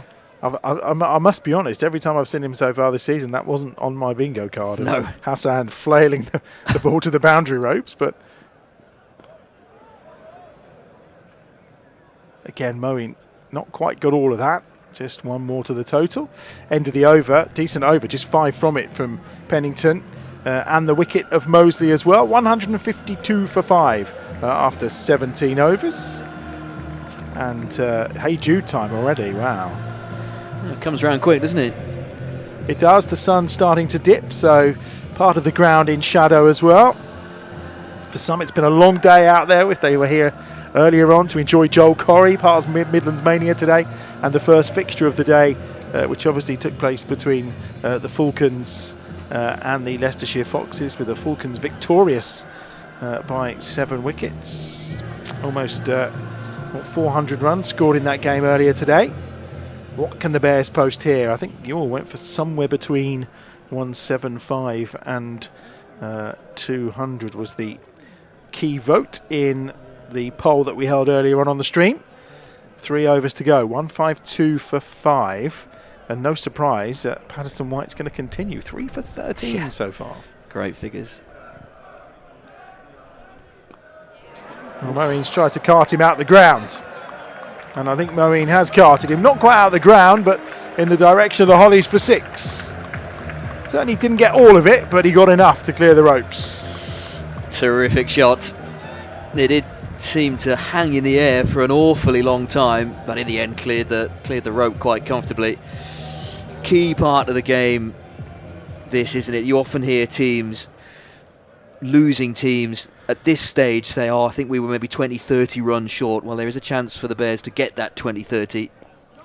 I mean, again, he's not got all of it. Well, he has got all of it this time. That's down towards our sound tent in the corner, and it's 6 more for Moeen Ali. Oh, the 36 is on. It's another great shot. It wasn't a particularly good ball. Well, no, he's decided that Patterson White appears to be the one that's got to go here. And in the space of 2 shots, Patterson White's very, very good figures have a rather big hole in them at the minute. And Moeen striking at 300, so Useful. it's not bad. Useful.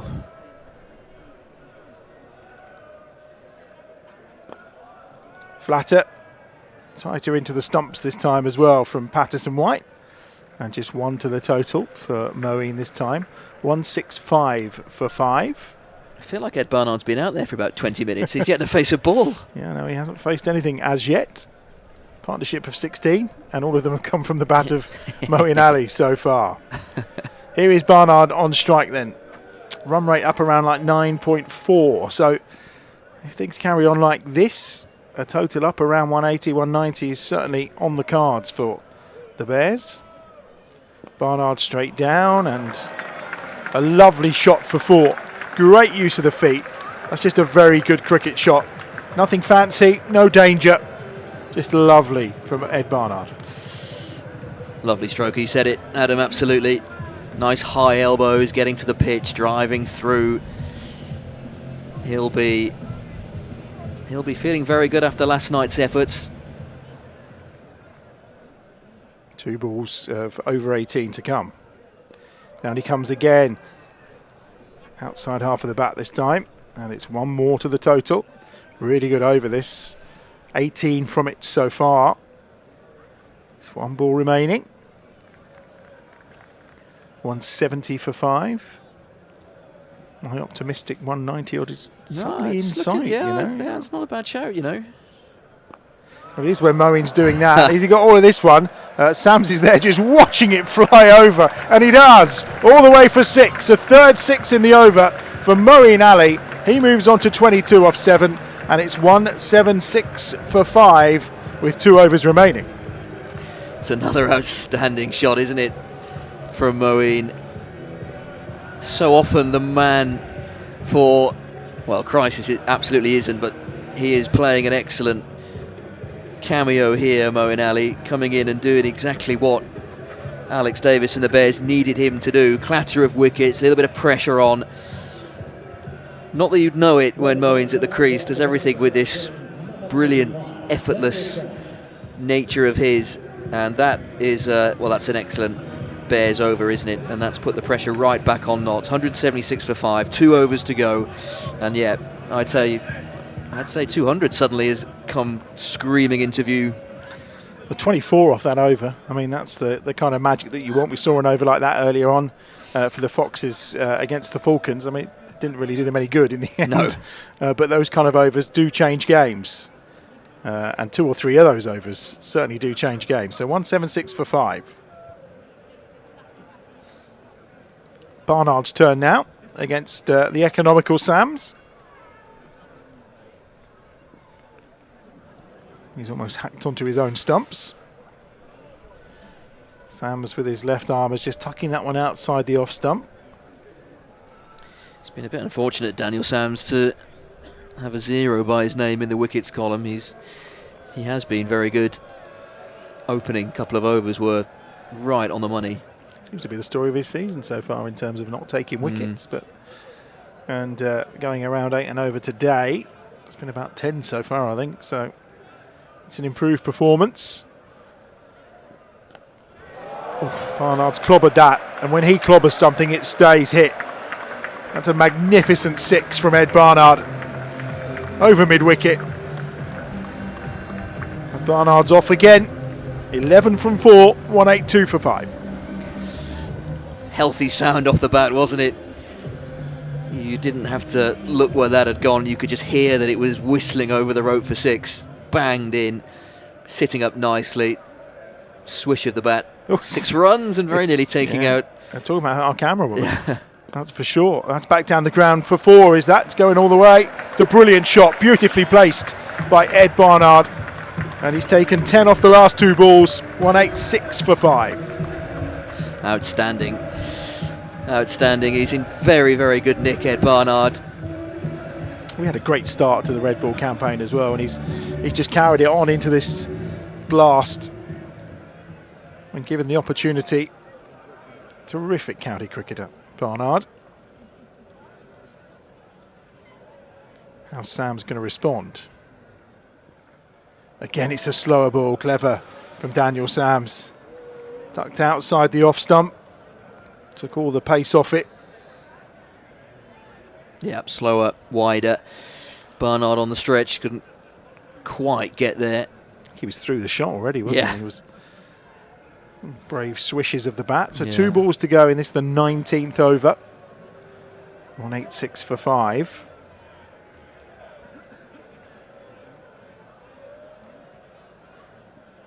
Straight to, oh, it's beautiful. It's brilliant. The ramp from Barnard for 4. And it was a change of plan from Sams. Barnard read it brilliantly. And it's 190 for 5.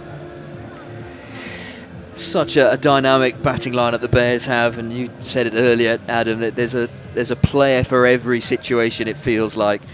And you'd struggle to find 2 better than Moeen and Barnard in this sort of situation, manipulating the ball around a field, dying embers of an innings. Last ball of Sam's spell, last ball of the over. And again, Barnard with the outside half of the right bat, and it's away for 4 more. That's brilliant. 194 for 5. And it's a crunching over, 18 from it. They've taken 42 from the last 12 balls. And the Bears are on the march again, 194 for 5. Yeah, wonderful stuff from the Bears. We've all underclubbed quite significantly. The Wallies are enjoying it, I think. The Wallies are quite warm in those hats. Yeah. 'Cause it looks, Yeah. They're in the shade now. I think that's probably safe. Yeah, yeah. But excellent. We've got Mrs. Wallies there as well. 2 or 3 Mrs. Wallies in that group. No, yeah. It's looking a little bit chilly now. Good evening being had by all. This is a good evening's entertainment. I mean, look at these two. Moeen 22 off 7. Barnard 23 off 8. Yeah. 45 partnership off of 15 deliveries. Yeah, it has swung the pendulum very much in Bears' favour. Wow, and he's gone to Montgomery for his final over. Yeah, it was between him or Patterson White. Montgomery gets the nod. And Moeen Ali says, yeah, OK, I'm fine with that. 6 runs. 200's up. 50 partnership is up. And Moeen's cooking on gas. How many 6s is that now for Moeen in this innings? Well, I wasn't actually going to mention Moeen, but it's 13 in the innings for the Bears so far. Wow. This has been absolutely staggering. Let's not forget that in the power play, just 1 6, and since then it's been absolutely unrelenting. I mean, 200. We said around about 180. You did. I was saying 190 odd, remember. Well, even then. I was optimistic. Well, we said the weather was going to be nice tonight, but it's raining 6s at EdgBLASTon. It's the kind of rain we like. Has he just turned down a single? Moeen has turned down a single out to long on because he wants more of this from Montgomery. Wow. Into the leg side. That's going all the way to 4, is it? Oh, his feet are behind when he's touching the ball. He has to give that as a 4 because he's behind the ropes when he touches the ball.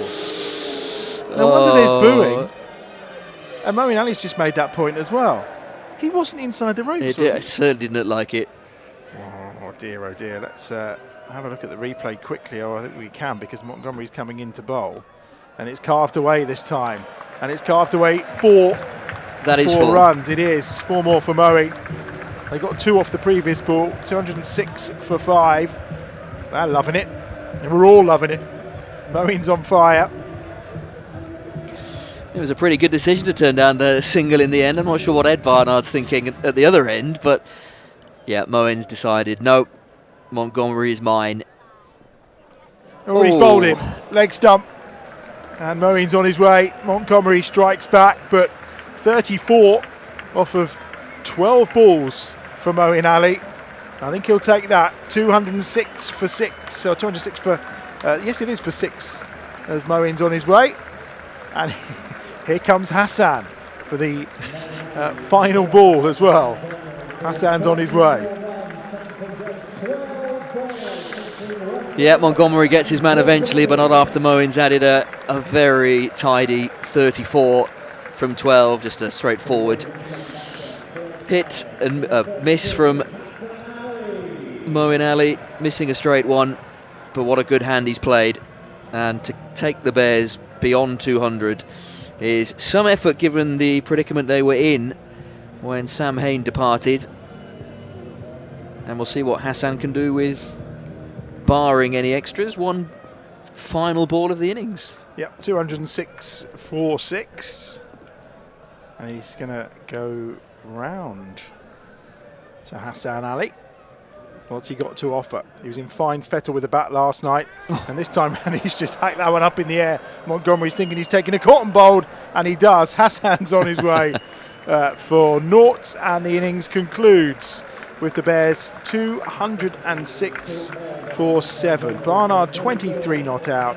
If you look at the run rate over 10, 206 for 7. Telling contributions from Latham, from Mosley, and of course towards the end there from Moeen Ali and Ed Barnard as well. And it means when we return, the Nottingham Outlaws will be chasing 207 for victory under the blue skies at EdgBLASTon in the second half of the Midlands Mania. It's the Bears who finished on 206 for 7.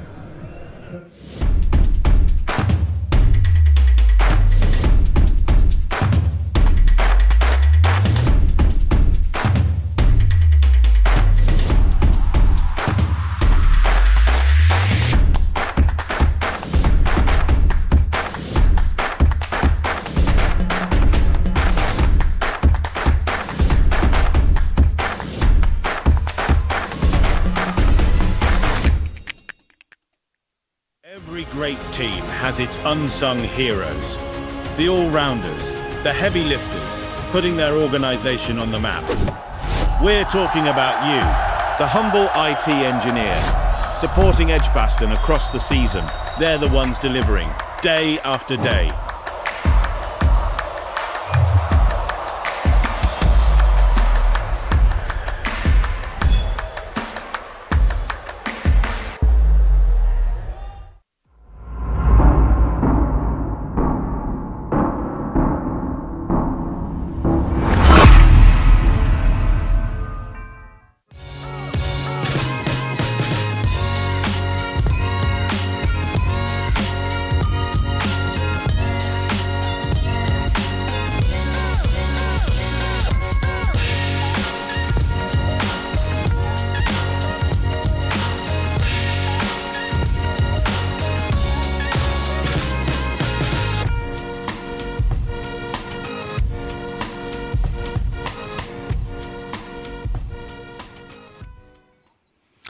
We have seen some wonderful hitting on this Midlands Mania Day at EdgBLASTon, and we've seen some of the best hitting of the day in the last 20 minutes or so. The Bears ending their innings in spectacular style and posting a very competitive 206 for 7, so 207 needed for Notts when they start their chase in around 10 minutes' time. Aaron is alongside. Where to start with that? A slow start for the Bears, then real acceleration, then a little bit of a wobble, and then a brilliant piece played at the end by Moeen Ali and Ed Barnard in particular, and 207 will be a real ask for Notts. It certainly will. It's almost very similar to what we said in the previous game between Leicestershire and Derbyshire. It was an innings of almost 3 or 4 different narratives. We saw a very slow, low-scoring power play by the Bears standards, just 2 4s and a 6 in that, and then we saw that outstanding partnership between Tom Latham, Dan Mosley. It is a joint record second wicket stand for the Bears in T20 cricket, alongside those other stands of 116. And then, of course, there was another twist in the tail. 3 quick wickets for 10 runs. And then what we've seen at the end there from Ed Barnard, from Moeen Ali, I mean, that is absolutely staggering. We thought around about 180 to 190 would have been a little bit par for the Bears at one point in the innings. And in the end, 206 for 7. Brilliant stuff from the home side. Absolutely, and as you can see there, only 13% of those voting in our poll thought that the Bears would reach 200. And at the point that we put that poll up, it was a little bit dicey. 149 for 5 when Dan Mosley departed. 38% thought 176 to 200, which felt about right. But well done to the 13% that called that 200 plus. And it just shows how quickly this game does change. and you get someone like Moeen Ali who decided from the off, right, I'm targeting one of Nott's most economical bowlers, as he did in Patterson White, who'd looked very, very good. And we saw the full repertoire from Moeen.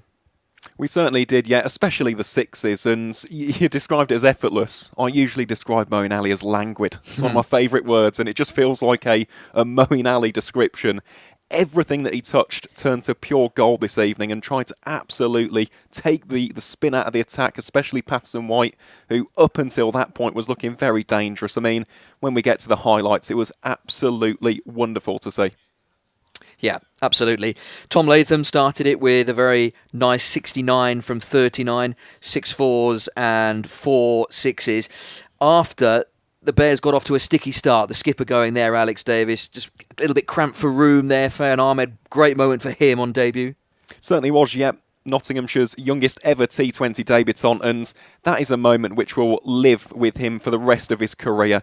I've always wanted him to bowl in T20 cricket, and for some reason Nottinghamshire have just been a little bit apprehensive. He's played the one list day match beforehand, predominantly used in the county championship, but you just look at the control, the discipline with which he displays his spin bowling. It's absolutely top notch, and let's not forget he's 17 years of age. 17 years old.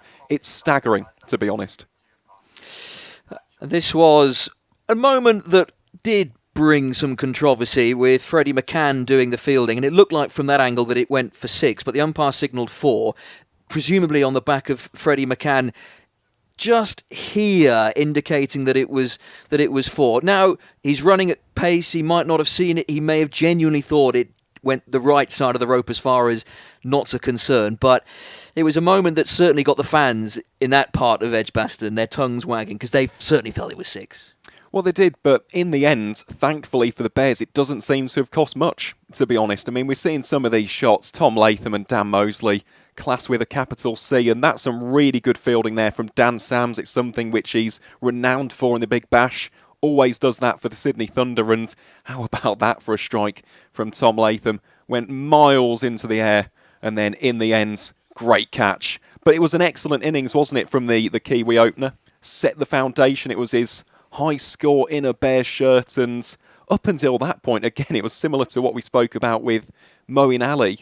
Everything seemed to be really shifting through the gears, and at that stage, you thought the Bears were well on course for a 200-plus score. Calvin Harris taking a very good catch there. That was a much more straightforward one for Joe Clark. That was the dismissal of Dan Mosley going for 53 or 40, 3 sixes in that, and 149 for 5, and you felt then key moments of the game. If Notts can rattle through the Bears' lower order, then they will restrict the Bears to around 160, 170, a target that they would think they can absolutely get. And it was at this point that the game ran away from Notts with some excellent hitting from Moeen Ali in particular. And there was the other slightly controversial moment where Calvin Harrison looked like he may have touched that ball while standing over the rope. But as you say, with the Bears hitting 206, you'd like to think these moments won't be too controversial. No, to be honest, I don't think they will. And look, the Bears have got a job to do here. It is almost that feeling of revenge after that first game. It was a disappointing defeat at Trent Bridge, scoring over 220 runs.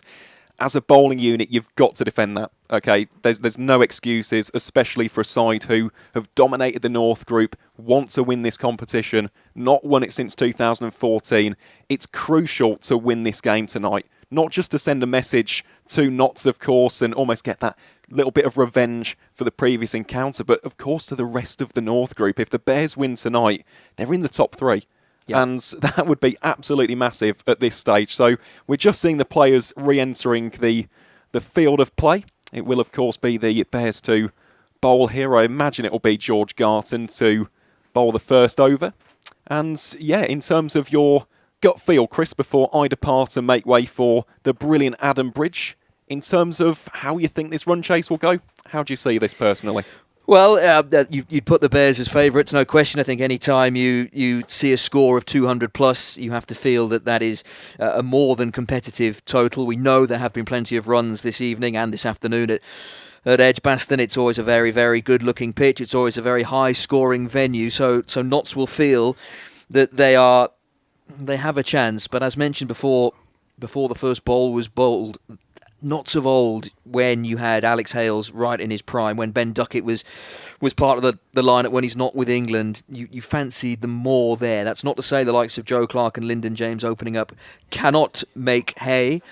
But, Adam, as we've said twice already today, the start when you're chasing, well, once already today, the start when you're chasing a big total, 200 plus, is always key. And Joe Clark is invariably key for the Outlaws.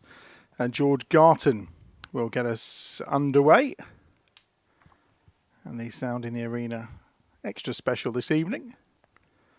It's a lovely night for cricket, should they say. Where else would you want to be on a Saturday evening? And we are up and running. Garton getting us off and away. And it's going to be Clark who will face the second ball. Lyndon James, his opening partner, of course, here. And that's a fired-in Yorker from Garton. And there's going to be 1 run to the total. Clark off the mark. I think Garton was turning around as if to say, did it really hit the bat, or was it just pad only on that occasion? That's a very good ball. It's not one you want to get very early on in your innings. In-swinging Yorker, fired in at your toes. He played it very well, did Joe Clark, just to guide that away. He certainly did. And it brings Lyndon James on to strike. I think we're hoping his batting slightly better than his bowling was tonight. He took a little bit of karting when he came into the attack. Squirted away for 1. So we'll see if there's a little bit of shape here for George Garton. Yeah, looking like he's getting a little bit of movement through the air. Kai Smith, who's kind of playing as a fielder today then, because he didn't get a bat, Yes. so he's out on that boundary. He might have fancied the last ball instead of Hassan.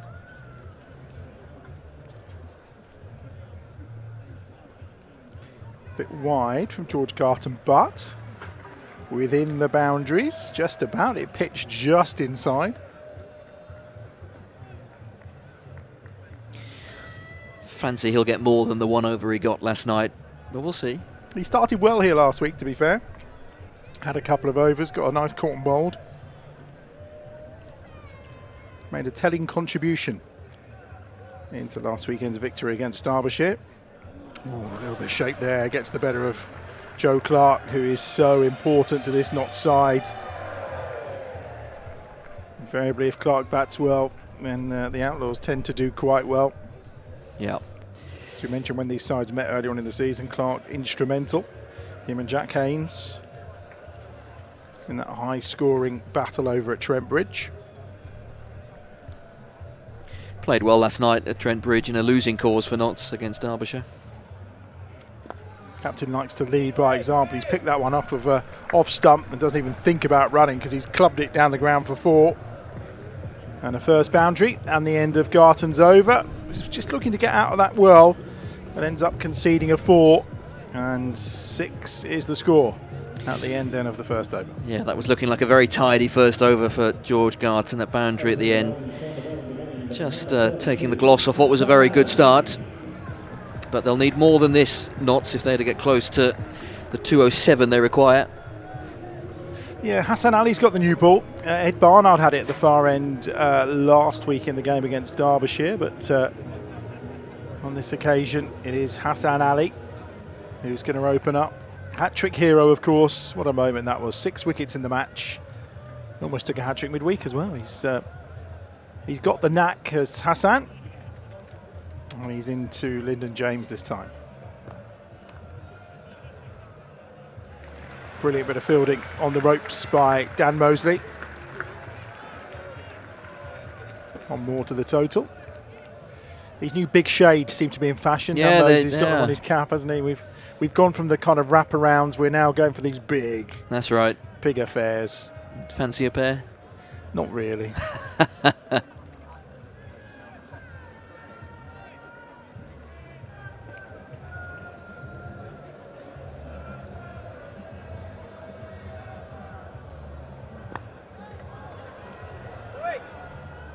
Four runs. Good shot from Clark. Taking on Hassan Ali and delivering on this occasion. Yeah, the one advantage that Notts have with a bowler of Hassan's pace is it doesn't take a great deal to send it to the boundary. And in actual fact, the previous delivery that Lyndon James guided down towards third was a much better timed shot than the one that Joe Clark has just played. Ooh. That's going to be a wide ball from Hassan Ali. I actually liked Barnard having the new ball and then Hassan coming on first change last Sunday. I thought it kind of worked really well, but obviously the matchups will be key here. I'm assuming they think that Joe Clark is more susceptible against pace potentially. But Yeah. Or the express pace of Hassan Ali. We'll get into some matchups as we progress through the innings, because I just saw that Alex Davis was deep in conversation with Danny Briggs, who's got a pretty good matchup record against most, but we may need him here because Joe Clark has carted another one to the boundary ropes for 4. He's a good player, Joe Clark. He has been for a long time, and he will be a prize wicket for the Bears. Seen in the previous match, the big players certainly won the game for Derbyshire, Anirin Donald and Samit Patel in particular, and the Bears will be keen to see the back of Clark ASAP. Oh, there he goes, he's trying to ram, that's just gone up in the air and it's not going to reach the fielder, and in fact it's going to go. Kai Smith came in to commit for the catch, and in the end the ball bounces over his head and goes to the ropes for 4. It's another boundary for Clark, his 3rd of the over. Rather fortuitous, but it takes the Outlaws onto 20 without loss. Difficult, always difficult. We saw one of those earlier in the piece where you think you've got it, you've got half a chance, but you know if you commit to it and miss, you probably concede the boundary. So maybe you were better off not going for it, but there aren't many cricketers out there that don't go for chances like that. Hassan Ali again. Joe Clark taking aim, but got nothing of that. Just explaining to Lyndon James, I think, about the movement on that ball from Hassan Ali. Doesn't look happy, Hassan. No. 14 from his 5 deliveries so far.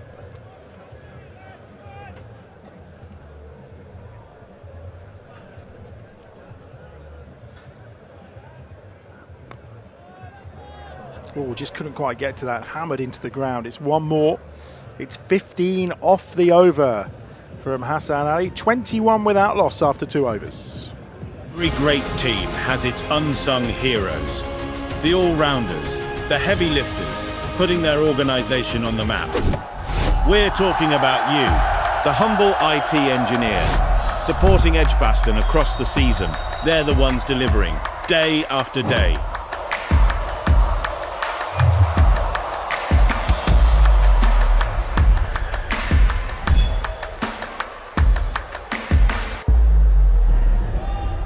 It is Danny Briggs. The conversation between he and Alex Davis was, how do you fancy bowling the next over? So he is in. Just the one from George Garton on this occasion then. Maybe it's going to be Garton's day in the field again after what happened last weekend.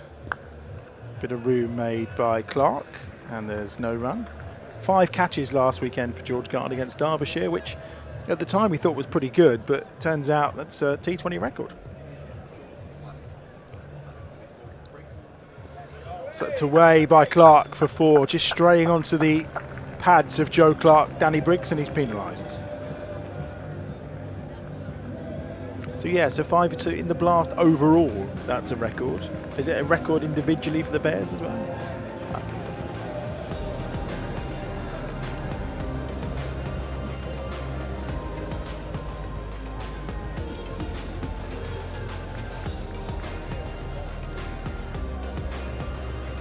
Very often you get 5 catches as an outfielder. I felt bad actually because I credited him with 4 and forgot about his own caught and bowled. He not really pointed afterwards. Actually got 5, you know. Haven't quite registered, but yeah, the ball was following George Garton in the field. Last Sunday for sure. James is on strike. He's just picked up a couple of singles so far from his 2 deliveries.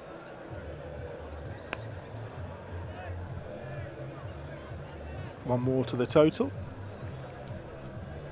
So Danny Briggs into the attack early here. Aaron, is there a particular match up with Joe Clark that matches, or are we just looking to get a bit of control, do you think?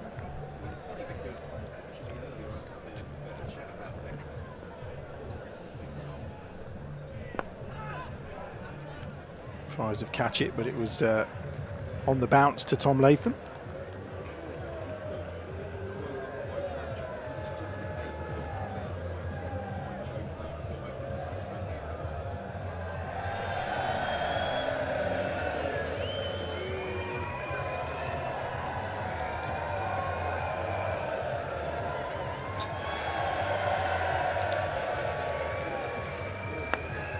While the ground staff walking behind the bowler's arm. It's funny, it's usually the police that do that, Yeah. so it's a rarity for it to be a member of staff. It is. It's normally a member of staff in a very bright jacket that causes all sorts of issues. Not this time, though. He'll be getting pelters now. He will. 7 off the over. He's getting cheered, I think, as he walks past every part of the ground. 7 from Briggs' first over, so it's an element of control after the first couple of overs for sure. 28 without loss. And we're going to see Dan Mosley as well. So the Bears turning to spin early. Yeah, interesting. Alex Davis, I think, probably clocking quite early on that Notts were enjoying the pace on offer from George Garton and Hassan Ali, so deciding to take pace off, still in the power play. 28 for no wicket represents a solid enough start from Notts, predominantly Joe Clark, and this is the wicket the Bears need. Carman's on the move, heading around the ground, seeing plenty of people. I'm just looking to have a look at, I mean, when you consider what 6 of the Bears' wickets fell to spinners, didn't they? So it's no surprise maybe that spin is going to be quite key for them as well this evening. Yeah. Maybe the wicket just too seamer friendly, because it does seem like a cracking surface, doesn't it? Oh, he's picked him up straight away into the leg side. And that's going all the way for 6 from Clark, who's rattled along here. He's on 30 off of 16 deliveries.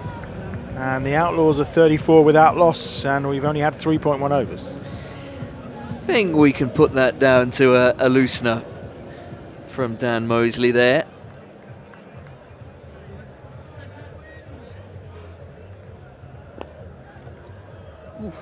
On the ground from Clark, well fielded this time round by Latham.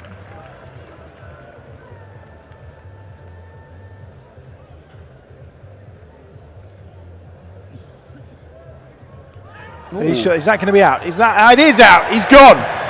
Well, I'm not sure it was quite what was planned. And Joe Clark knows that he's missed an absolute dolly of a full toss there.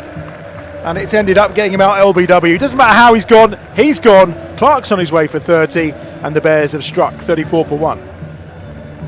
Big wicket for the Bears. I'm not sure Joe Clark can believe he's completely missed that. It was a full toss. He could have put absolutely anywhere. He's completely missed it.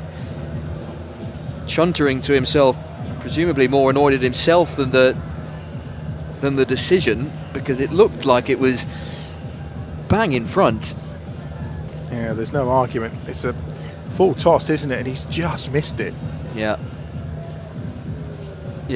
Very quick finger up from the umpire. Yeah, it struck him clean. I mean, he's probably thinking to himself as well, am I not slightly outside leg? But that looks like that's smacking into leg stump. Yeah, this'll... Better view here, won't we? Yeah, that ball with such pace. I mean, maybe thought it was sliding down, but I think his only question mark would be, did it hit me in line? Is the kind of question he's probably asking. And I think there's enough of it that even if it had been kind of umpire's call on the old DRS, I think we would have been seeing him on his way. 34 for 1 then. It brings Jack Haynes to the crease, and it was Haynes and Clark that were the real problem for the Bears over at Trent Bridge, wasn't it, Alan?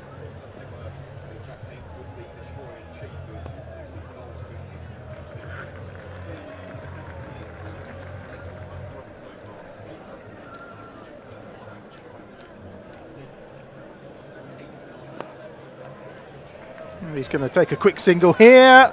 Gone to the wrong end. Yeah, that's Definitely wrong end, I think, on Yeah. that occasion. Could have been in trouble there. 35 for 1 after 4. Yeah, I think the wicketkeeper needed that, but I guess when you're running in from mid-on, mid-off, you're always looking to hit the bowler's end. It's an easier set of stumps to hit. Don't forget, you can visit the Match Centre for all your stats and match information. The EdgBLASTon app as well should be your download point for that too. They're having a good time out there today. Look, we're on to Sweet Caroline already. Yeah. And we're only 4 overs into the second innings. They look rather nifty in their Bears shirts. And don't forget, when you do see us on camera, I've got this natty hoodie on. If you might want to pick up this hoodie before next week, because the back of it, well, it's all about Bears eating pears, obviously. And next Friday here, I mean, you can still get tickets. We're already kind of selling out quickly, but there are tickets available for the local derby. Double header next Friday as well. In the afternoon, the women have got kind of what they call, I think, a bit of a local derby too against the Blaze. That's underway at 3, and then at 7 o'clock it's the Bears versus the Pears. Should be a good one next Friday. We've got Always tasty. Yeah, it is. Women's cricket tomorrow as well on the stream too. That's underway at 3 o'clock tomorrow afternoon. Bears women in action as they continue their Vitality Blast campaign. It's a good stop. Very good stop from Sam Hain. Brings a big smile as well. Danny Briggs into his second over here. So again, I'm just trying to squeeze a little bit here. They know another wicket would be handy. I think the theory of getting him to trying to get Haynes out here is probably part of it. Yeah. And I guess as well, even in T20, you're kind of looking for combinations, because if Danny Briggs can bowl a tight over, then he almost did that clever little one where it goes down the leg side and Alex Davies whips the bails off. If you can keep Danny Briggs can bowl a tight over, then up the other end they feel like they need to attack, and well, we saw what happened with Dan Mosley last time round. Yeah. Just 1 off the over. It's brilliant from Danny Briggs. Just a single. Just what the Bears needed. 36 for 1 off of 5 overs. Yeah, and the benefit of racing through with spinners is blink of an eye stuff and you're out of the power play. They can race through, especially remove the danger man Joe Clark, Jack Haynes, a couple of balls to settle. Lyndon James likewise. I know he's been there from the start, but he's only faced 7 balls for his 3, so would probably not feel like he's in yet. Great opportunity to get back to your mark quickly, race through. 5 overs, 36 for 1, and what had been a very profitable not start now looks like not being quite as good as it could have been. Yep, they still need 170. That's a chance. That's got to be. It is. No doubt about it. And Haynes is on his way.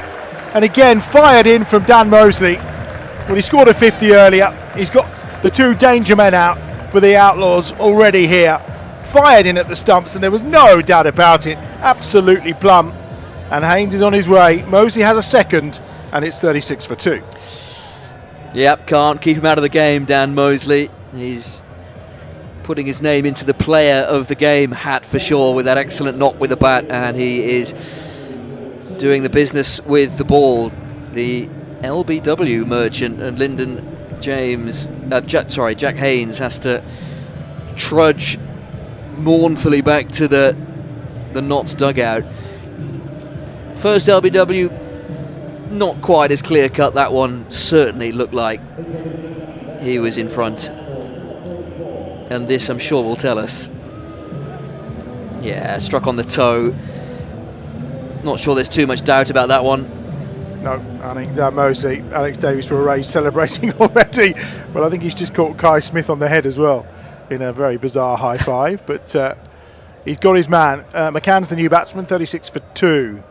Inroads being made early here. Final over of the power play, of course. And that's a dot ball. First up from the left-handed McCann.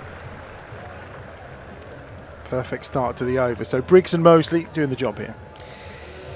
As they do so often.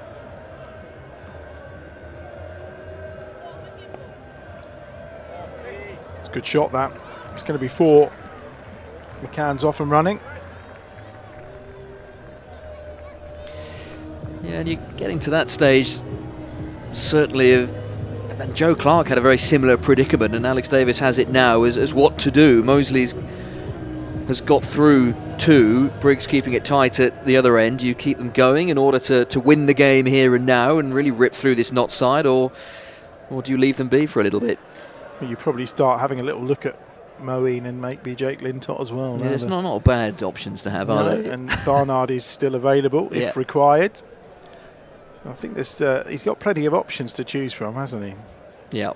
41 for 2. We've talked about winning the power play. 2 balls left here. We'll find out the numbers because I think they're not too far off each other's score at this moment in time. Quicker ball again from Mosley. Onto the pads, 1 more to the total, 42 for 2.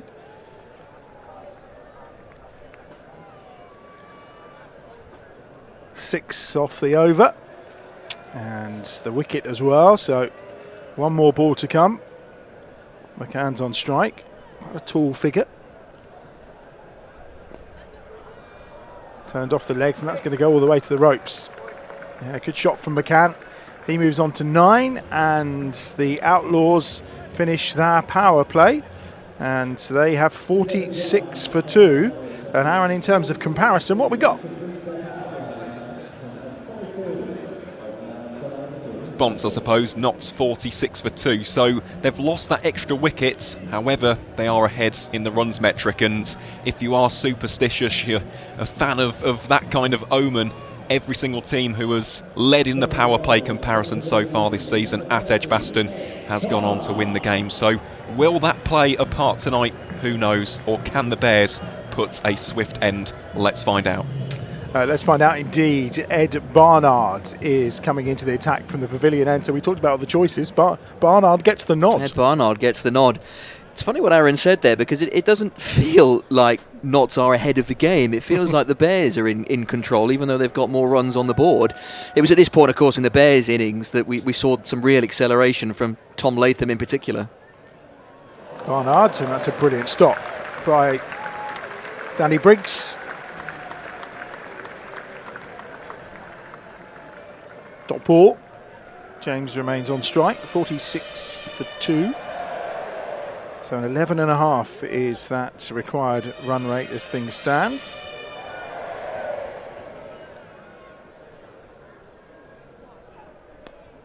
Slower ball from Barnard.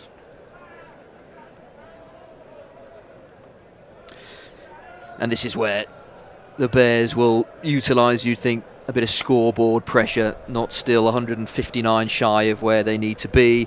That run rate is nudging towards 12 and over. Just a single off Ed Barnard's first couple of deliveries. Freddie McCann will be thinking, where's my boundary? Where can I go? And it's that the Bears will hope to capitalise on, the errant shot. Oh, it's a beauty. It's an absolute beauty from Barnard. McCann's played all inside that. Lovely shape from Ed Barnard. Feels like it's the kind of pace that suits this wicket, really. Well, yes, we've seen pace disappear to the rope readily. Feels like you're making the batter do all the work, really, whereas the quicker bowlers, that's not the case. It's going to be cut off on the boundary rope by Sam Hain. 2 more to the total. Tricky for Notts now, tricky for the likes of McCann, who hasn't got too much experience behind him to navigate this part of the game against some really shrewd operators. A wide ball from Barnard. There was some movement from McCann, but not enough to render the tram lines ineffective and out of play. That brings the 50 up, though, the wide. 50 for 2. With 2 balls remaining in the 7th over. Lintott and Barnard in conversation. McCann, he's striking quite nicely here. 11 off his 6 balls faced so far. Tucked up for room by Barnard this time. 1 more to the total. It's been good stuff this from Barnard so far. Just what the skipper would have wanted, nice and tight. No room to swing through. And Lyndon James, who's been there since the start but has only faced 10 balls. A lot rests on his shoulders moving forward. And again, not timing that. No run off the last ball of the over, just 5 from Ed Barnard's first over. And after 7 overs, the Outlaws 51 for 2.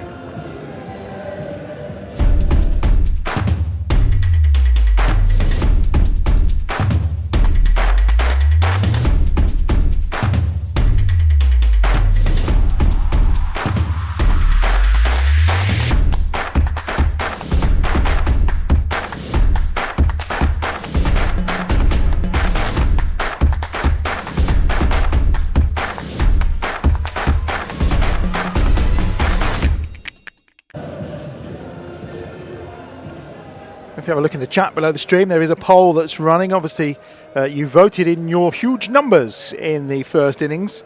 It was I think the lowest selected one was over 200, but the Bears got to. But now it's who's going to win this? Is it going to be the Outlaws? Is it going to be the Bears? Is it going to be a tie? Is it tying up? I'm not sure. Get voting now anyway. 51 for 2, start of over number 8.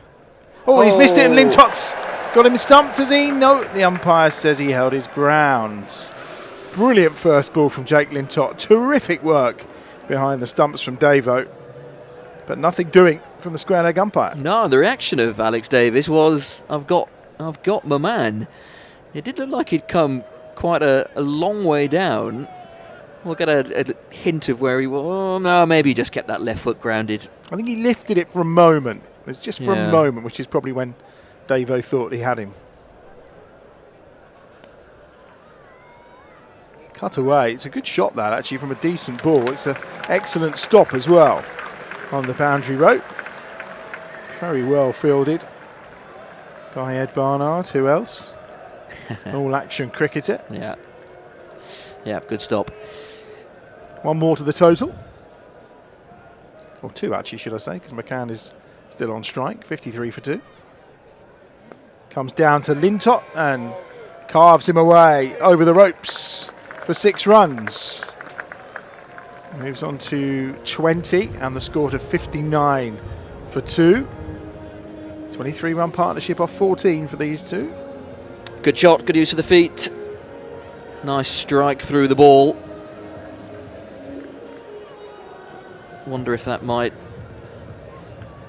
elicit the field change. There is a tempting gap over extra cover.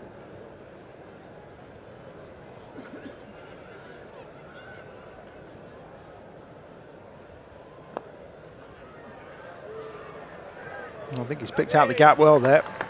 Good shot from McCann once more. Just gets the better of the fielder.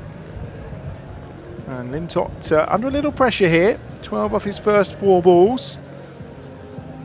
Not a lot wrong with some of those deliveries, but McCann batting well.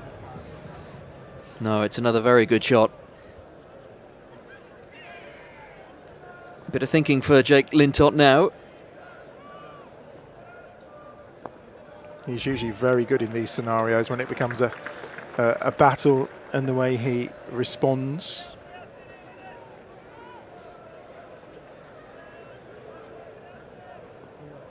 One ball to come. 12 off the over so far. A good over for the Outlaws. That's short and down the leg side. That'll be a wide.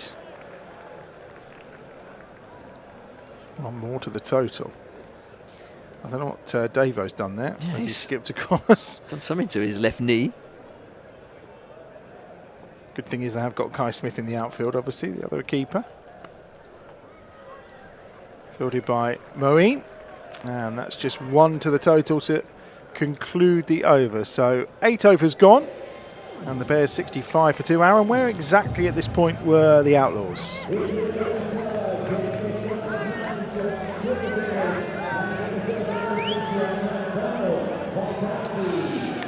So 65 for 2 off the 8 so far. Can't go to Aaron at the moment, actually. It's all he's not far away from us, but we couldn't hear him. We'll have to wait for his words of wisdom.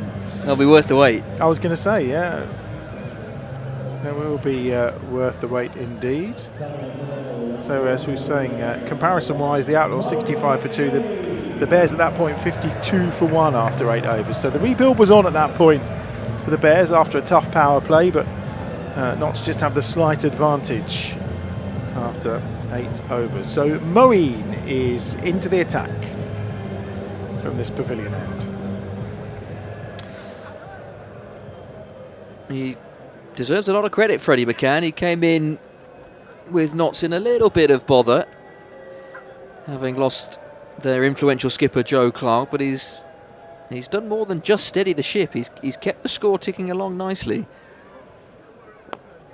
And immediately comes on the attack to Moeen, and it's over the top for 6 runs.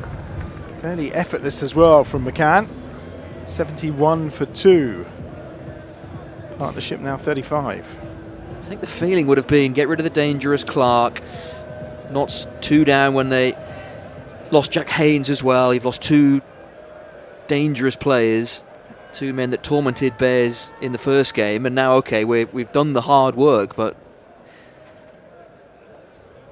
McCann playing really well. He has. He's reverse swept that for what will be 1. Well, Lyndon James has taken up nearly 2 overs for 5 runs so far, despite being in at the start. So he's had, what is it? He faced a quarter of the balls despite being there from the beginning so far. Yes.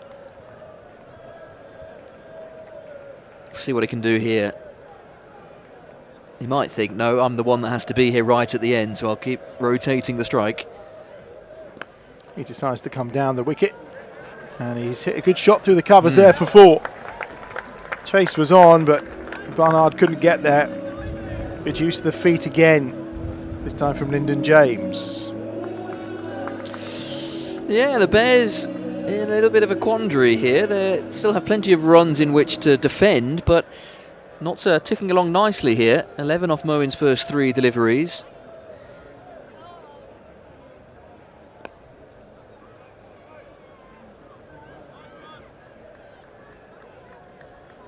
I guess as we've said all along today, it's a very good batting strip, isn't it? And if you slightly stray in line and length, you will be punished. And actually both teams have used their feet really well. Latham was using his feet well, and we're seeing that here from McCann and also from James too. It's a better ball from Moeen Ali. Just keeping McCann tied to the crease. He's striking at 200.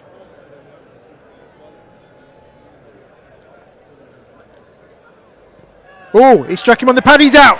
Yes! Tries the reverse, and McCann's gone for 32.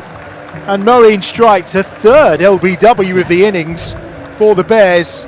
And the Outlaws now 77 for 3. It's an LBW fest. Finger up very speedily there. And the reaction of Freddie McCann suggests that he knew he was a goner the moment it struck the pad.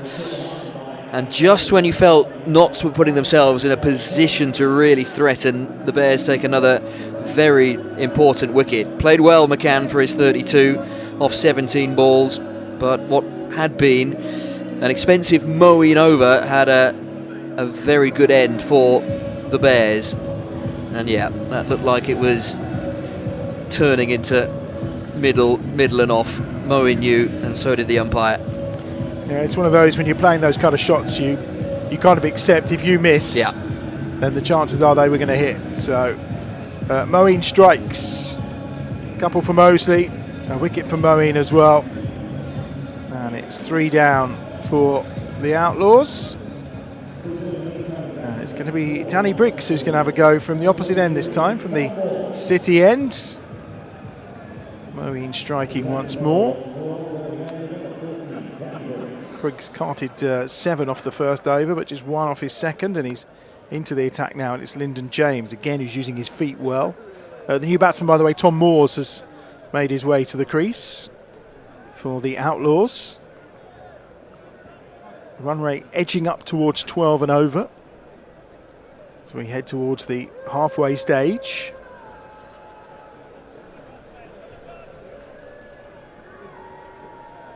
Few cries of "You Bears" ringing out from the stand. The artificial lighting taking over here at EdgBLASTon. Wonderful skyline in the distance. A reminder, we've got more cricket for you here tomorrow on our live stream. The Bears women in action from 3 o'clock tomorrow afternoon if you'd like to join us. We'll be live from about 20 to 3. Oh, Danny Briggs is not far away from nabbing his first of the game as ever. Really delightful ball, that one. Yeah, a little bit more pace on through Moores very quickly. Ooh, just over the head that time of Latham. One more to the total. 79 for 3. Moores is off the mark. I feel the Bears have not where they want them in terms of wickets down. 79, I think, probably still puts Notts ahead of where the Bears were, but those 3 wickets. Cut away for 4. Lyndon James just starting to up the ante for himself. He's on to 15. 83 for 3.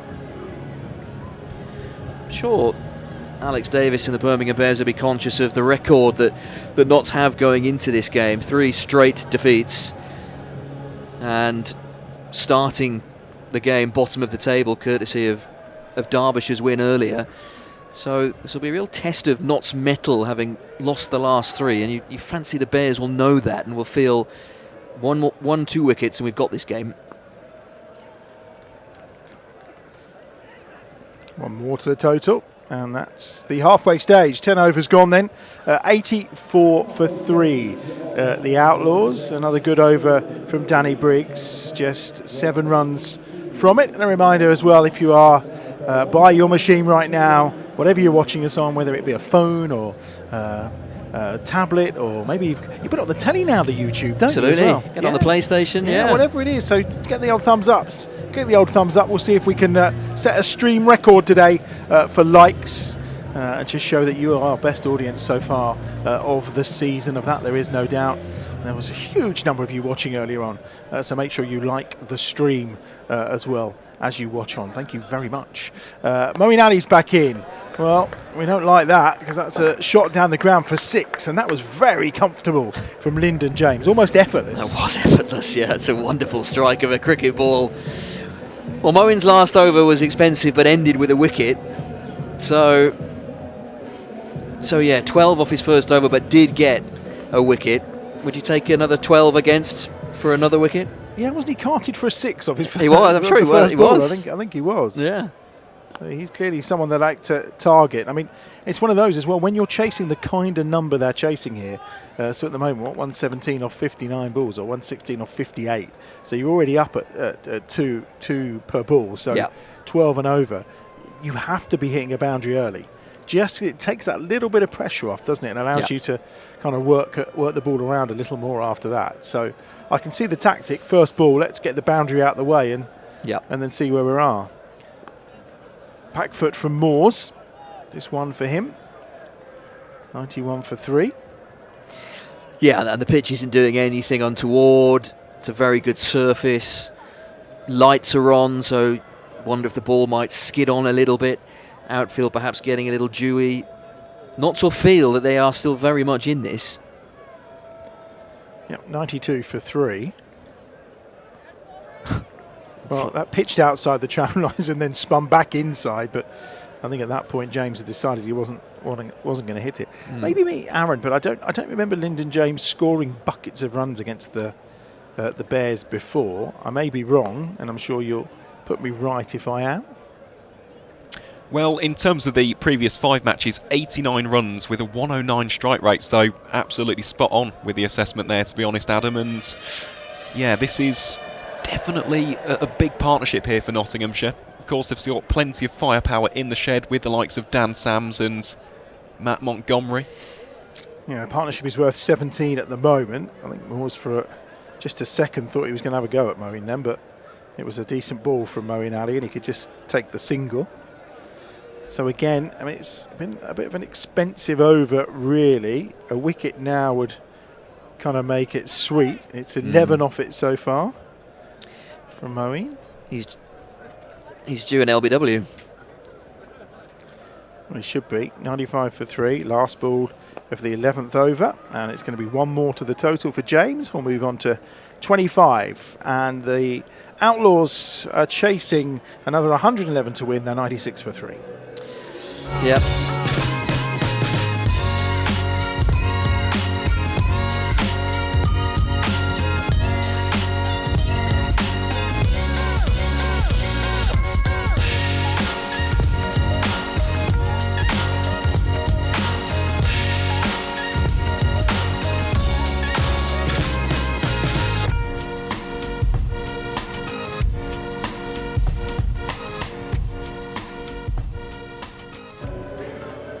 Hassan Ali's coming on to bowl. He's having a calamitous time warming up. There's the comparison for you. So it was the period of the game where the Bears put the foot to the floor, 100 for 1 after 11 overs, Notts 96 for 3. Just to explain, Hassan Ali's just trying to have a couple of practice bowls because he's coming on from the city, and the first one came out the back of his hand, and the second one he bounced over the top of the player that was receiving it. So let's hope when he actually bowls, it's better, and it was. It was on the stumps. I wondered what was tickling you. I couldn't work out what you were laughing at. Yeah, I could just see Hassan in the distance having a wretched time preparing to come on and bowl. Fair enough. He had a wretched time in his first over, really. He went for 15. Yeah. So what's encouraging, the Bears certainly ahead in the head-to-head comparison after 11 overs, of course. They'd lost less wickets as well.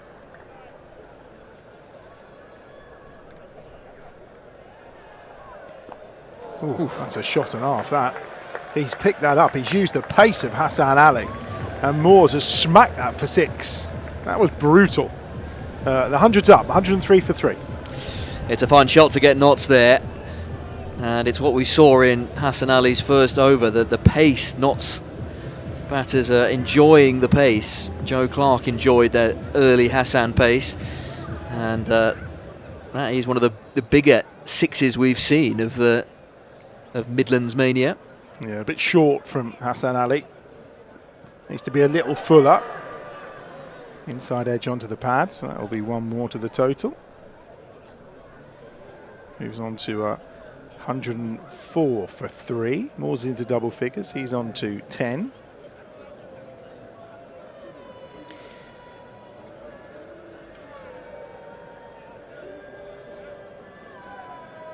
James with 26 from 21.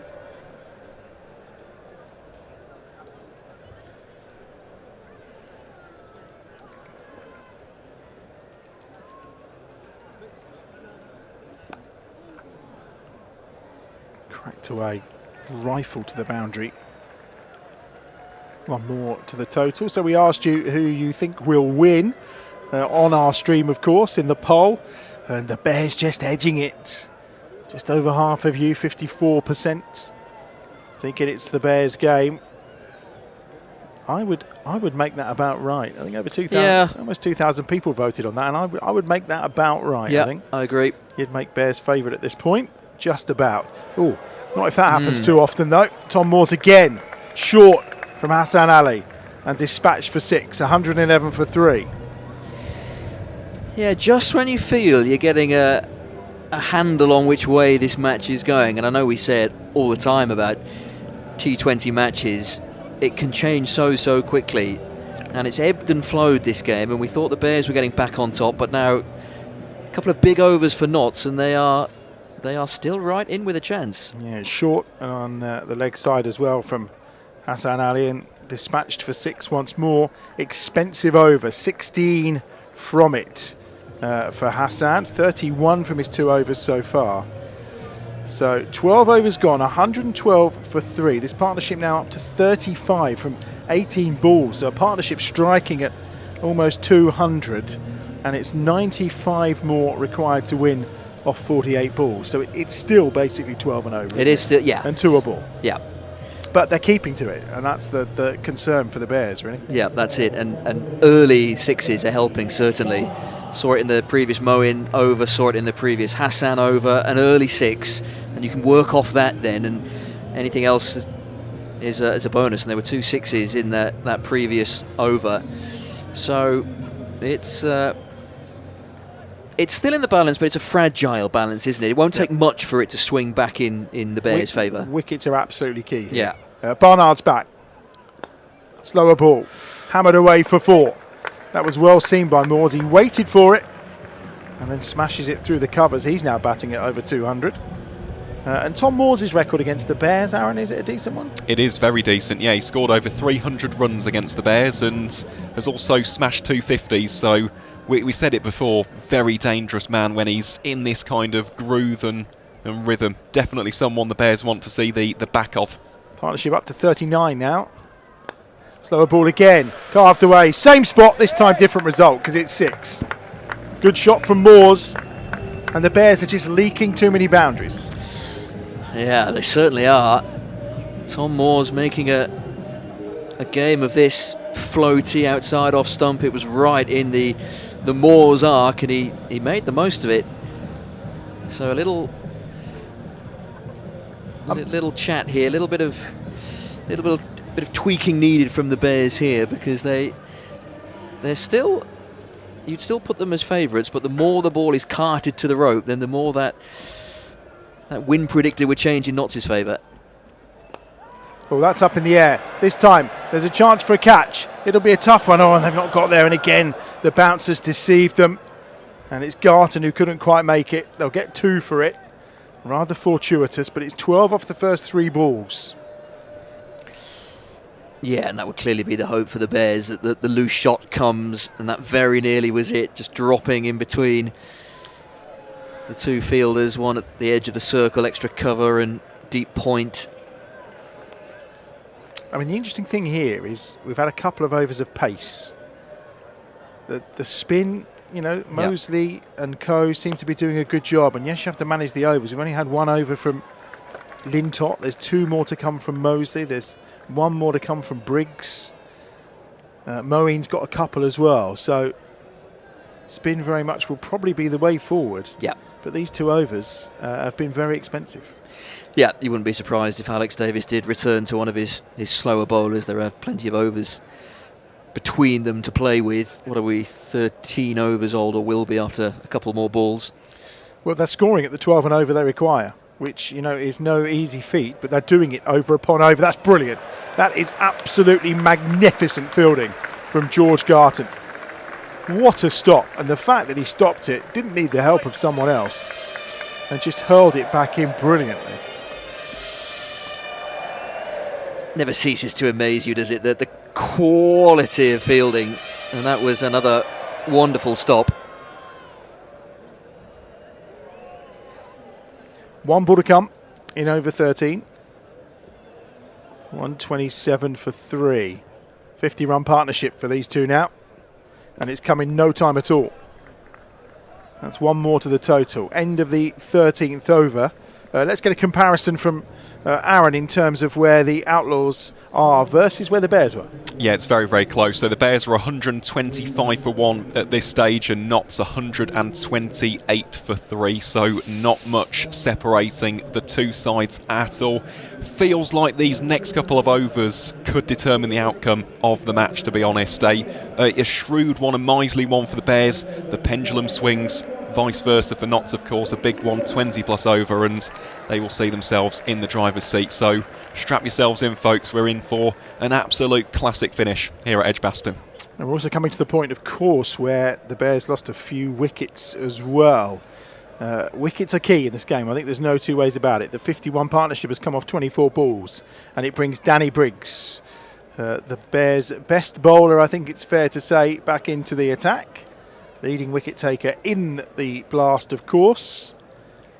And he's back in for his final over. So nothing left from Danny after this. So a wicket here. This is a roll of the dice, isn't it? Really? It is. It is. An understandable move. You can see why Alex Davis has gone with his premier bowler. Pulled. Again, it's going to fall short. They've had that, 2 or 3 times, in the air, just falling short of the fielder. Yeah. Yeah, saw it in the previous over. That one just in front. But you're right, it's a bold move, but you can certainly see why Alex Davis has gone for it. a wicket here, and the pendulum swings right back in Bears' favour. Well, you also wonder here where they try and see Danny Briggs out. Oh, that's taken Shot. an extra kind of lift off the edge of the square, and it just propelled it in the air and probably further away from the fielder, George Garton, for 4. Yeah, plays this really nicely. Oh, It's yeah, the skip, isn't it? I think he'd have got that. Yeah. Or at least parried it, and maybe saved a couple of runs. But yeah, that really did take off. 1-3-4 for 3. 73 required. Struck on the pad. That's not going to be out. That's going down the leg side. I think it was an ambitious appeal. Well, they've given 3 already leg before, so why not? And I think Yeah. the umpire just saying, Yeah. going down the leg side. I think the Badger in the den was giving that out for sure. He was up. 1 more to the total. Doesn't take much. No, 1-3-5 for 3. Looks like it's going to be one of those rare occasions where Danny Briggs doesn't take a wicket. We were talking about this last time, weren't we? We were. And then he weighed in. I did the maths. You did?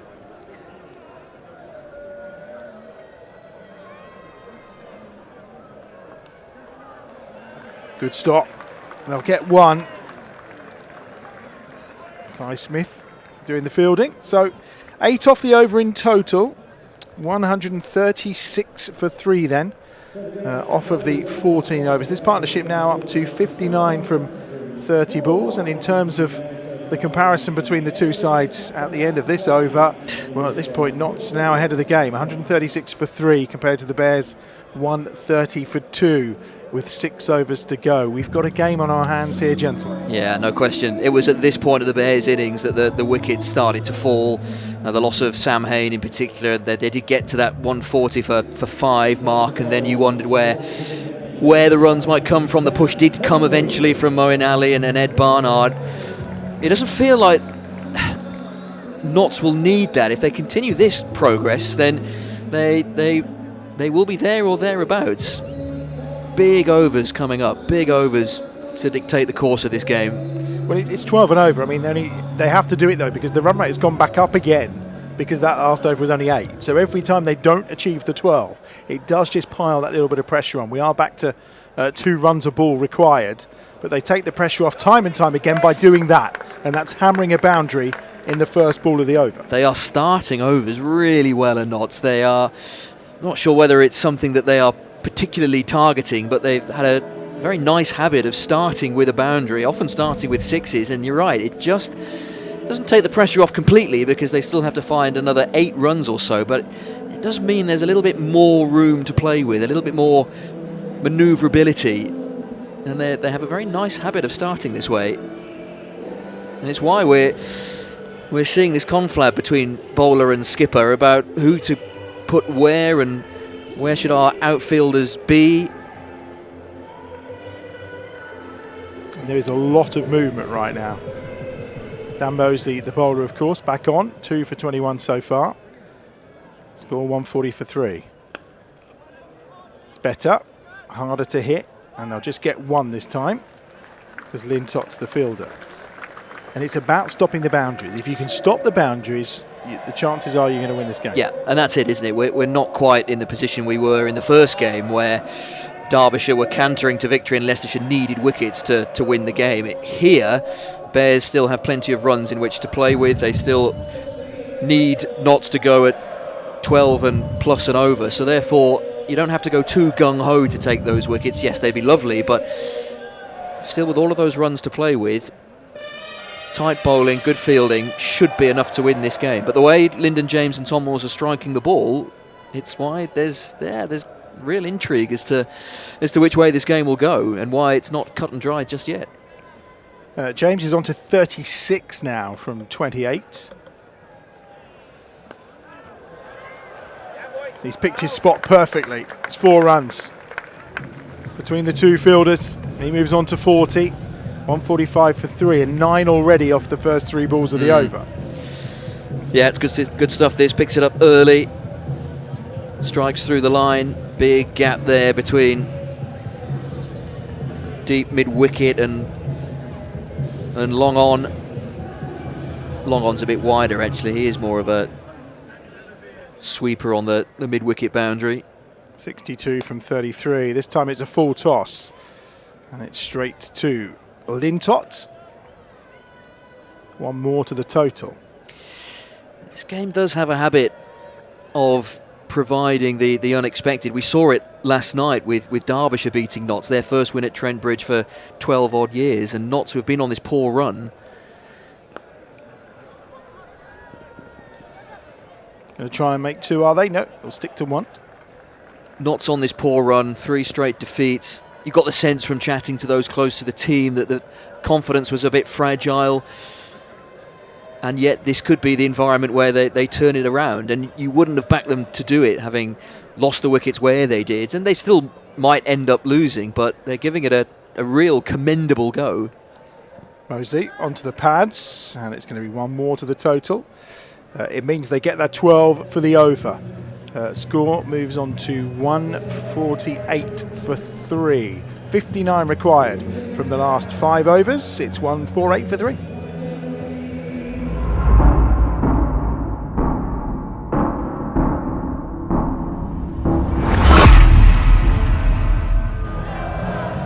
Senior Players Conference. Moeen, Danny Briggs, Alex Davis, all in conversation as to where to go now. And Aaron, at this point with 5 overs to go, Notts with a 9-run lead.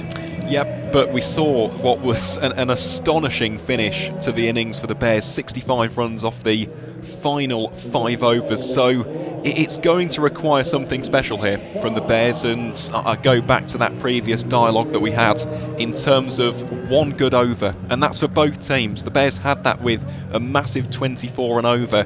Now, I like this move because Ed Barnard yesterday in the 18th conceded just 6 against Yorkshire. So let's see what he's got up his sleeve. Well, it's required now. Slower ball, dot ball. Excellent from Barnard. Yeah, a rare dot to start an over, and that's what the Bears need. Now pile on the pressure.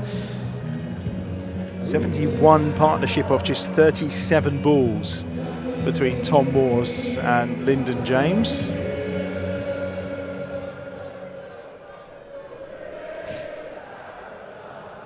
Crowd still in good voice. And loving the drama as well. Another good ball from Barnard. Who says the Yorker doesn't have a place in modern T20 cricket? Well, the advantage for the DJ with pace back is he can squeeze in a few sweet Carolines between every ball. Is that still Joel Corey? It might be, who knows? He's on double time. 149 for 3. 58 more required.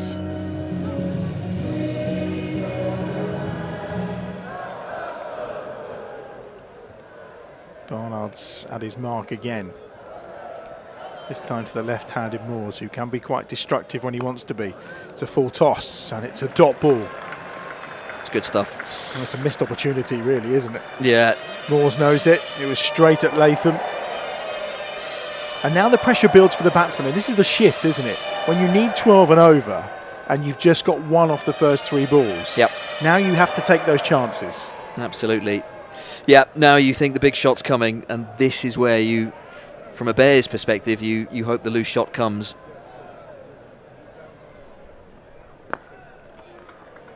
It's just going to be 1 more. They're going to try and run a second. They'll think about it, but it would have been foolish. Just 1 more to the total. I think from a Notts perspective, they'll be thinking, okay, we saw what the Bears did final couple of overs where they really did put the hammer down. Now, I know that situation's different and scoreboard pressure, and when you're chasing, it's slightly different, but I don't think they'll be panicking just yet, albeit this is exactly what Alex Davis would have wanted from Ed Barnard. And how often do we say it about Barnard throughout his career with the Bears, with Worcestershire? He is the man for the big moment. You need something like this from him, and he, more often than not, delivers. Hassan Ali and Moeen Ali have swapped positions, it would appear. James is the batsman. Again, it's a full toss. And again, it's just a single. We'll take this from Ed Barnard. 3 off the overs so far. Excellent over. And you said it a while ago, Adam, about Ed Barnard's pace probably is the perfect pace for this pitch in terms of keeping it tight. Pace is going to the ropes. Spinners, we know, always dangerous, but seemingly Moores and James have got the measure. Ed Barnard's pace in betwixt and between, difficult. We saw it with Tom Scriven in the Leicestershire innings as well, or the Derbyshire innings. He was very good. Yeah, he has good control as well. And that's going to be one more. So that's a brilliant over from Ed Barnard. It's just what the Bears needed. Just 4 off the over. 1-5-2 for 3. 55 now from 24. And in comparison, at this point, as we say, the Outlaws 1-5-2 for 3. And the Bears, after 16 overs, I think we're going to have a comparison for you. Here it comes, 1-4-7 for 4. So there really isn't a lot in this game at all, is there? It is very tight. Hassan is coming back into the attack. So, I mean, this is when he was at his devastating best against Derbyshire with his hat-trick. It's not been his night so far, 31 off of 2, but here we have a Pakistan international who's, you know, he's done it all. You give him the ball and say, work your magic, my friend. 100%. This is why he's here. This is why you bring players like Hassan Ali to your county for the clutch moments, for the big moments they can swing games, and the Bears will hope that is what happens here. First ball, and he beats him outside the off stump. That's more like it. 55 from 23 now. One thing that graphic has shown is actually the rate of acceleration that the Bears went at in that final 2-3 overs under Moeen and Ed, because the score, there must be, maybe it was about this time that the score suddenly jumped to 160, 170. Yep. Was the next over. Next over. Yeah, you'll see the comparison at the end of this one. It was the 18th over where the pendulum swung. Slower ball, carted in the air for 6. There's a dot ball to start with. Oh, that's gone into our sound tent. I hope they took cover very quickly there, or the marketing team might be battered and bruised. So Moores moves on to 46. It's the slower ball. He waited for it. Absolutely waited for it. Oh, straight in. Straight in. Yeah, another good shot. It was not the most accurate piece of timing, but again, even Hassan's slower ball has enough pace on it to take it over the rope. Adam, our sound man, clearly is okay because the music's still playing. So go on, Ed. Didn't catch him on the bonds. Another slower ball, cut away to the boundary for 4. And the 50 up for Moores in 24 deliveries. So he's firing at just over 200. What's the numbers on that 50, Aaron? Well, yeah, you can see the strike rate. It's quite staggering at the minute. In terms of the numbers, it's a 9th career T20 50 for Tom Moores, his 3rd against the Bears. And if we are just to do a little bit of a boundary breakdown on this innings so far, yeah, 3 4s and 4 6s. So decent effort this from the not wicketkeeper bat. Just don't think the slower ball's the answer, but Hassan probably knows better than me.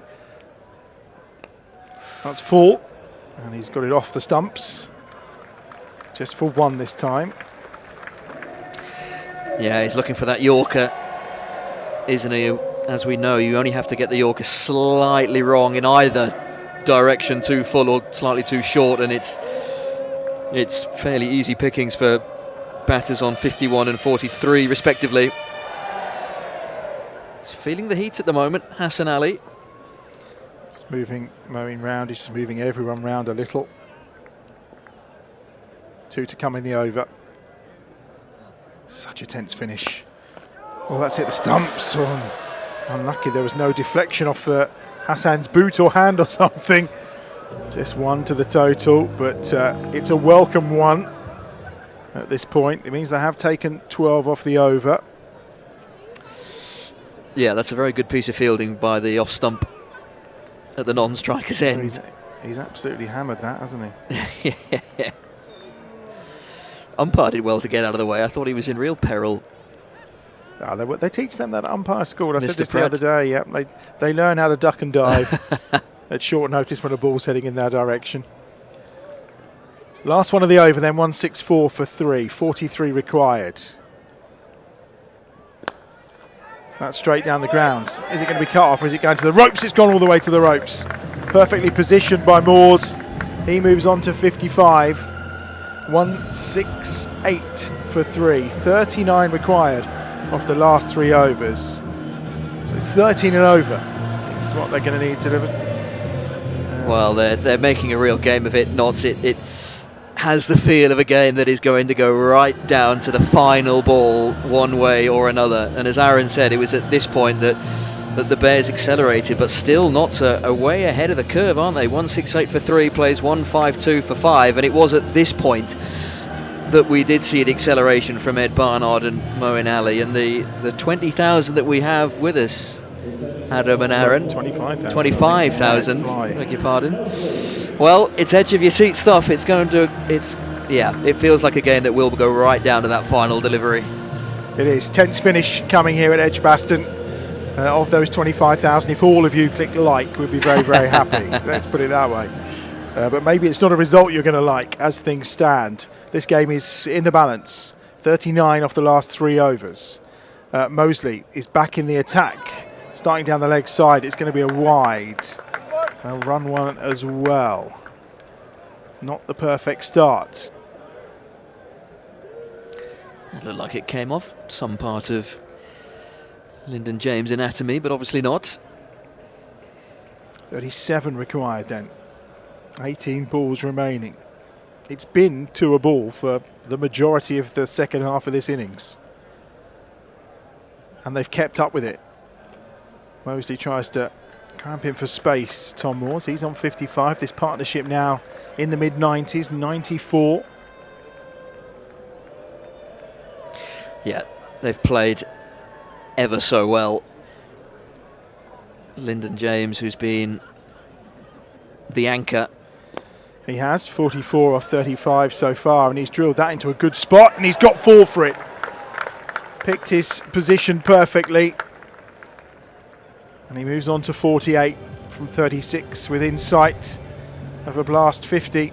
Lyndon James got the better of Mosley, and Sam Hain unable to cut it off as well. Yeah, he's got that very, very straight. It was a good shot in the end. More discussions between keeper and bowler. 2 batters come together as well. Oh, it's good tense stuff, this.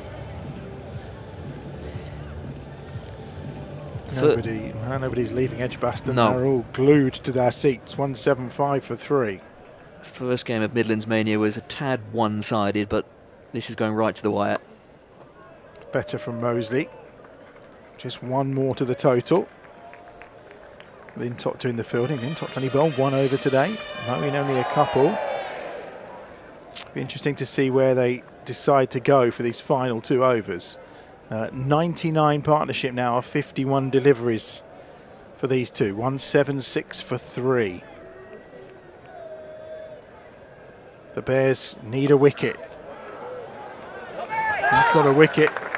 That's 6 runs. And the 100 partnership comes up. 105 as they move on to 182 for 3. Well, if Notts continue this, it won't come down to the final ball. They'll win it with a few balls to spare. It's another fine hit, flat 6 through the covers. 25 required to win. Bears need a wicket from anywhere, of any kind at this moment in time.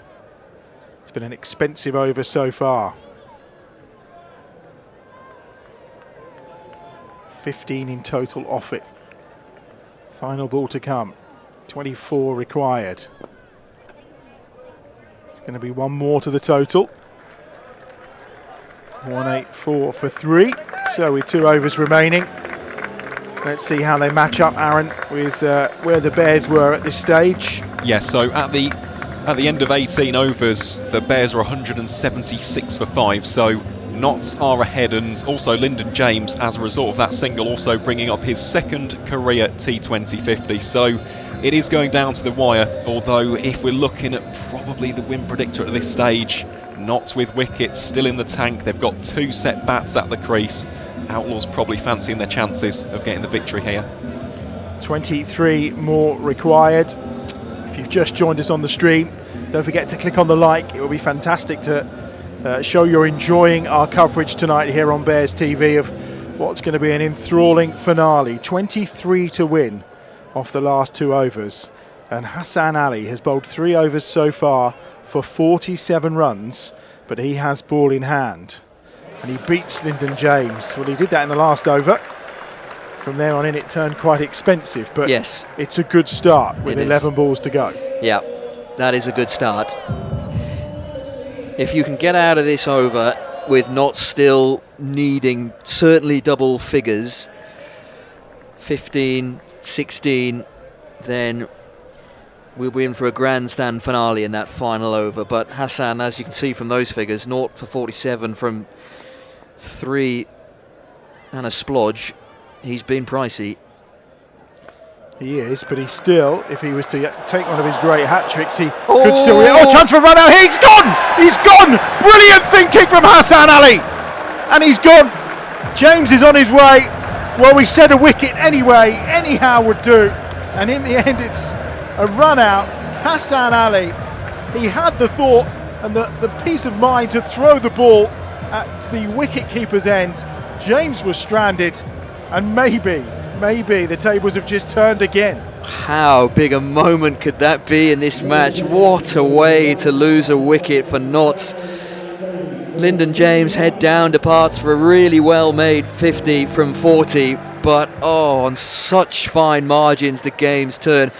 Do you know what? It reminded me of, on this ground, 1999, the Lance Klusener, Alan Donald run out where one's halfway down the track, albeit not quite as dramatic as a World Cup semi-final, but still, it's a huge moment in this game.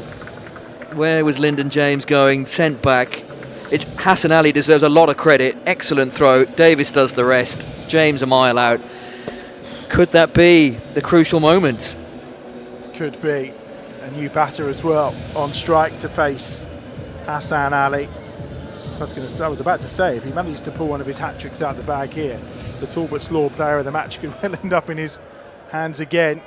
If he can get the Bears over the line with a few wickets here, you never know. Daniel Sams is the new batsman. 184 for 4, 23 still required.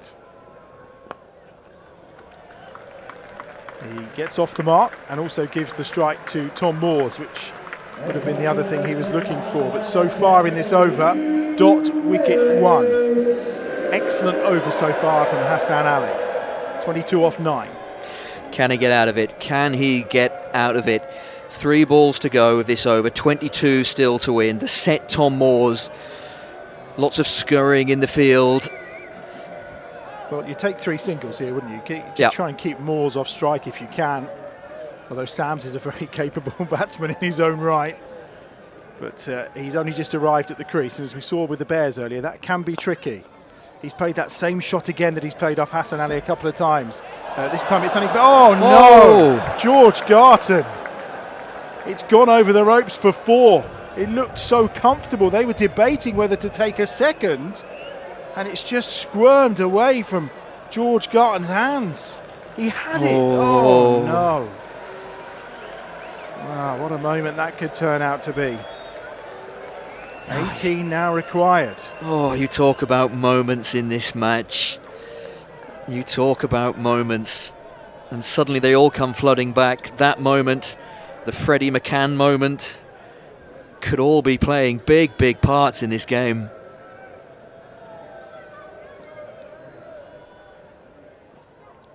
Well, he's tried to ramp him, and it's just going to be a single to the total. So it's still only 6 runs off the over so far. 17 required.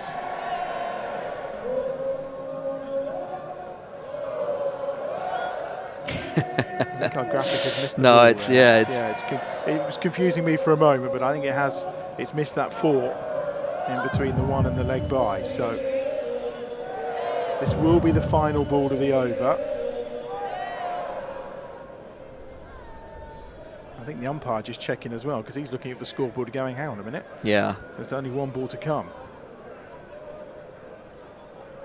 In fact, I think they are trying to get that altered. Yeah. So the batsmen know exactly what the position is. You can see him on the radio to the scorers. Everyone's feeling the pressure. Very much so. So by my reckon, it's 17 required off 7 balls. There we go. We are now up to date. Last ball of the over. Shall we all just pray for a dot here from Hassan Ali? A dot ball or a single? Then it's 60. But who is bowling the final over? I mean, there is the big question. Who is bowling the final over for the Bears? If they need anything around like 16 to win, Ed Barnard has a ball and over to go. I'm sure he's favourite. Last ball from Hassan Ali. Oh, what a brilliant bit of fielding. It is just a single. That's superb from Tom Latham. And it's going to be 16 then off the final over if the Outlaws are going to win this game. Really good stop that time from Latham. Yeah, excellent piece of fielding. Excellent piece of fielding. Just the one taken, 16 from the final over. It's come down to this. It's come down to Ed Barnard. And there we go. At this stage then, the Bears are ahead by 3. How crucial will that 3 turn out to be?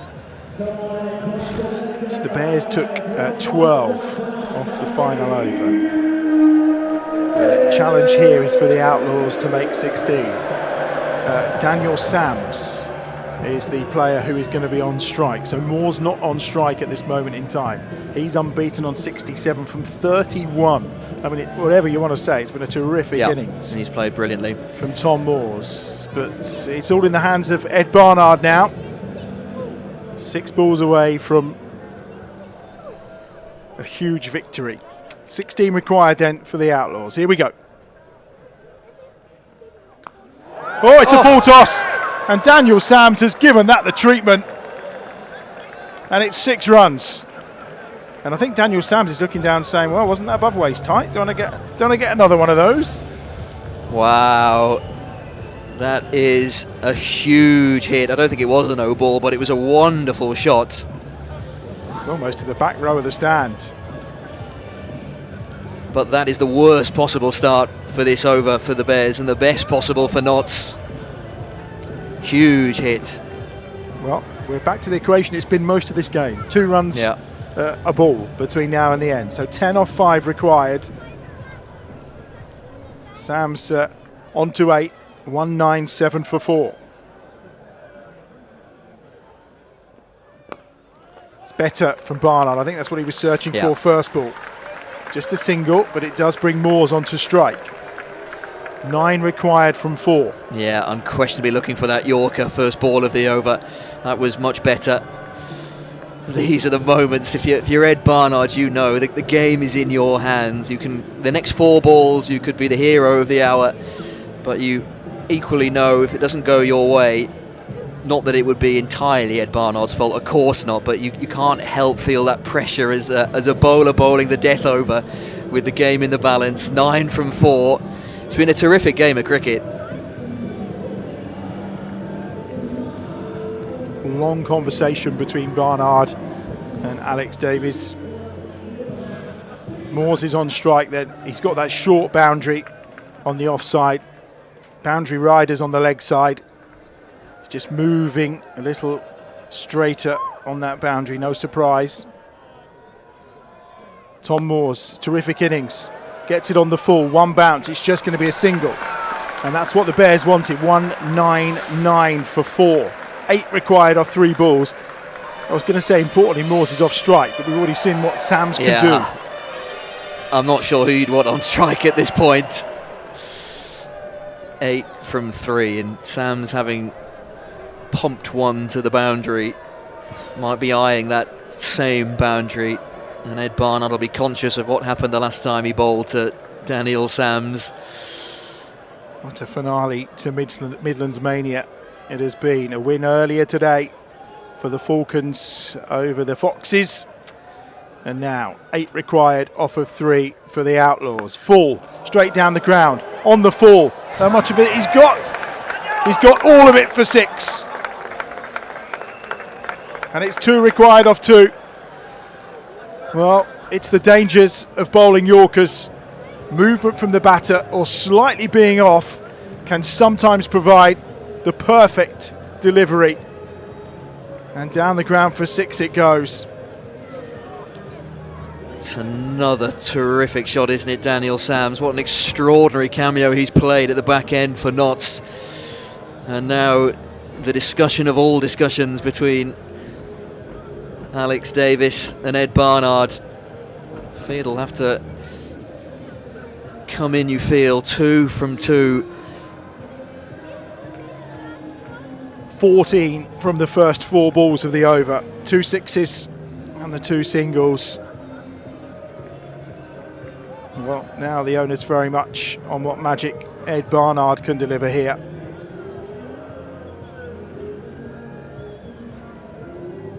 Changing the field. Moen's going out. It is only 2 singles required, so the stopping of singles, 2 fielders in close on the leg side, the offside. Now the batsmen are going to have a chat as well, possibly saying, look, if it goes through to the keeper, run. Yeah. If that's what happens, you feel that Daniel Sams probably fancies his chances a little bit here. 15 off 5 so far.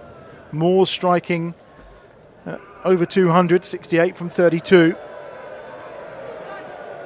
It's been an excellent run chase from the Outlaws. Here's Barnard. They're going to get 1 and the scores will be tied. They're thinking about coming back for the second. Whoa, so here we are then. These scores are tied. 206 for 4. And it's 1 to win off the final ball. And again, no surprise, there'll be a conversation between the senior players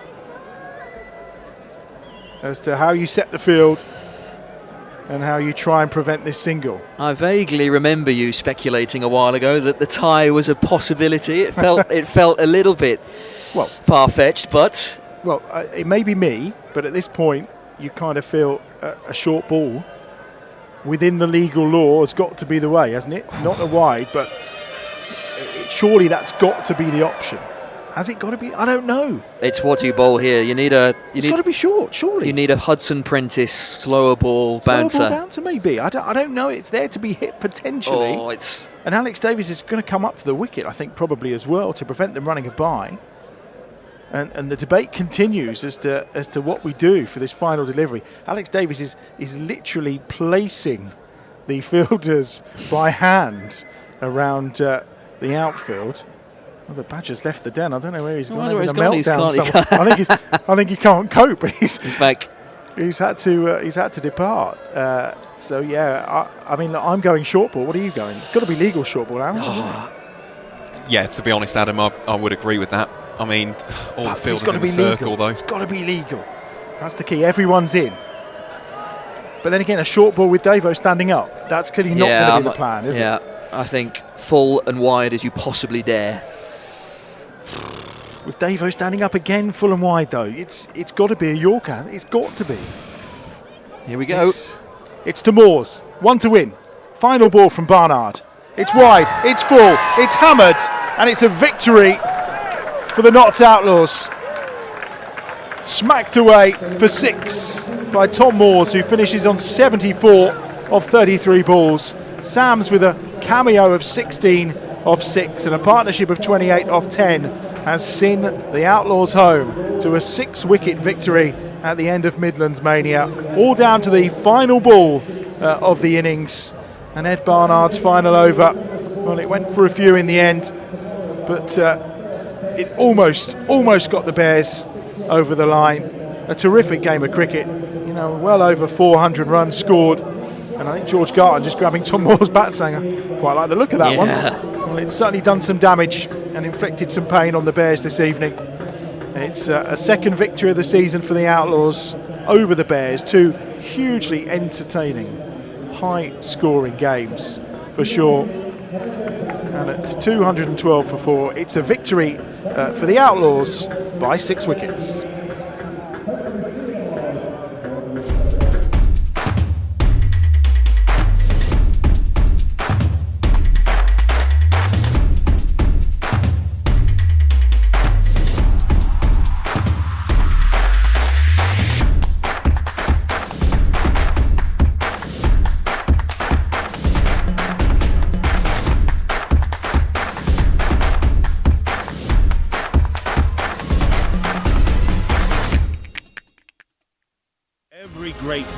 has its unsung heroes.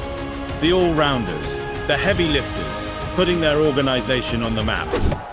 We're talking about you, the humble IT engineer, supporting EdgBLASTon across the season. They're the ones delivering, day after day.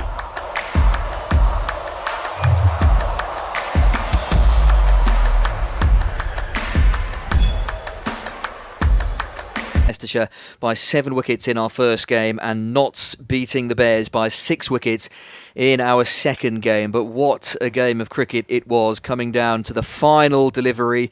Scores level, Barnard to Moores, and Moores winning it in real style. Just 1 to win, and he hammers it over the boundary for 6. So it's a victory for Notts. It's an important victory for the Outlaws. It takes them off the bottom of the table. And for the Bears, it'll be a difficult one to swallow. 212 for 4. Notts finishing off after Bears had made 206 for 7. So a 6-wicket victory for Notts. Aaron has joined me. A difficult one that for the Bears to swallow, because it felt at most junctures of the game like they were ahead of the rate, and then that final 5-6 overs, Notts did a really good job of keeping that score ticking over, often starting overs with big boundaries, and for it to come down to the final ball, a fitting way for it to win for Notts, a fitting way for it to end, but the Bears will rue missed opportunities there.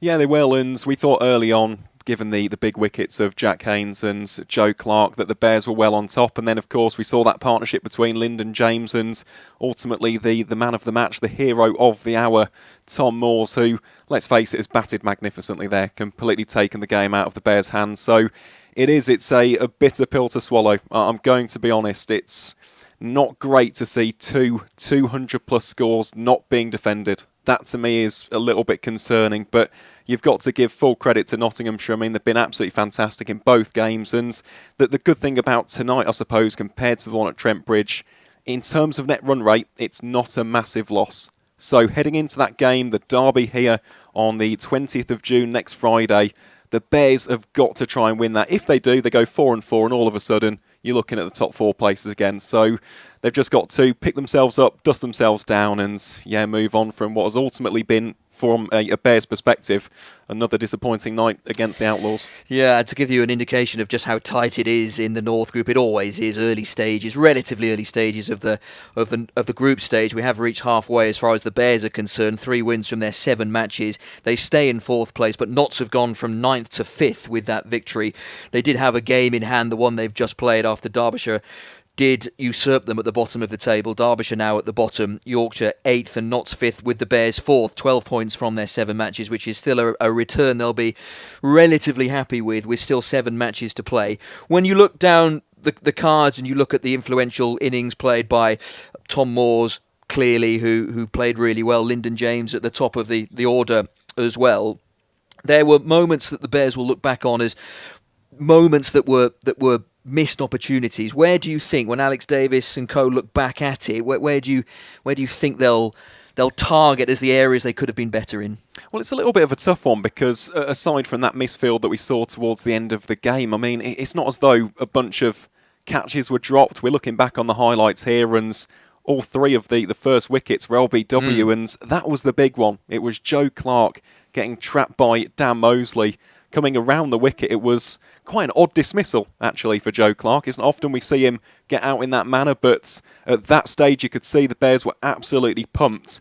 As I said before, I think it was just some great batting from Tom Moores, to be honest, and at the end of the day, I think there were one too many short balls on this surface. We didn't really see too much effectiveness in the earlier game between Derbyshire and Leicestershire with that ploy, and ultimately in the end to players like Lyndon James and Tom Moores, who love the pull shot. They like those hooks.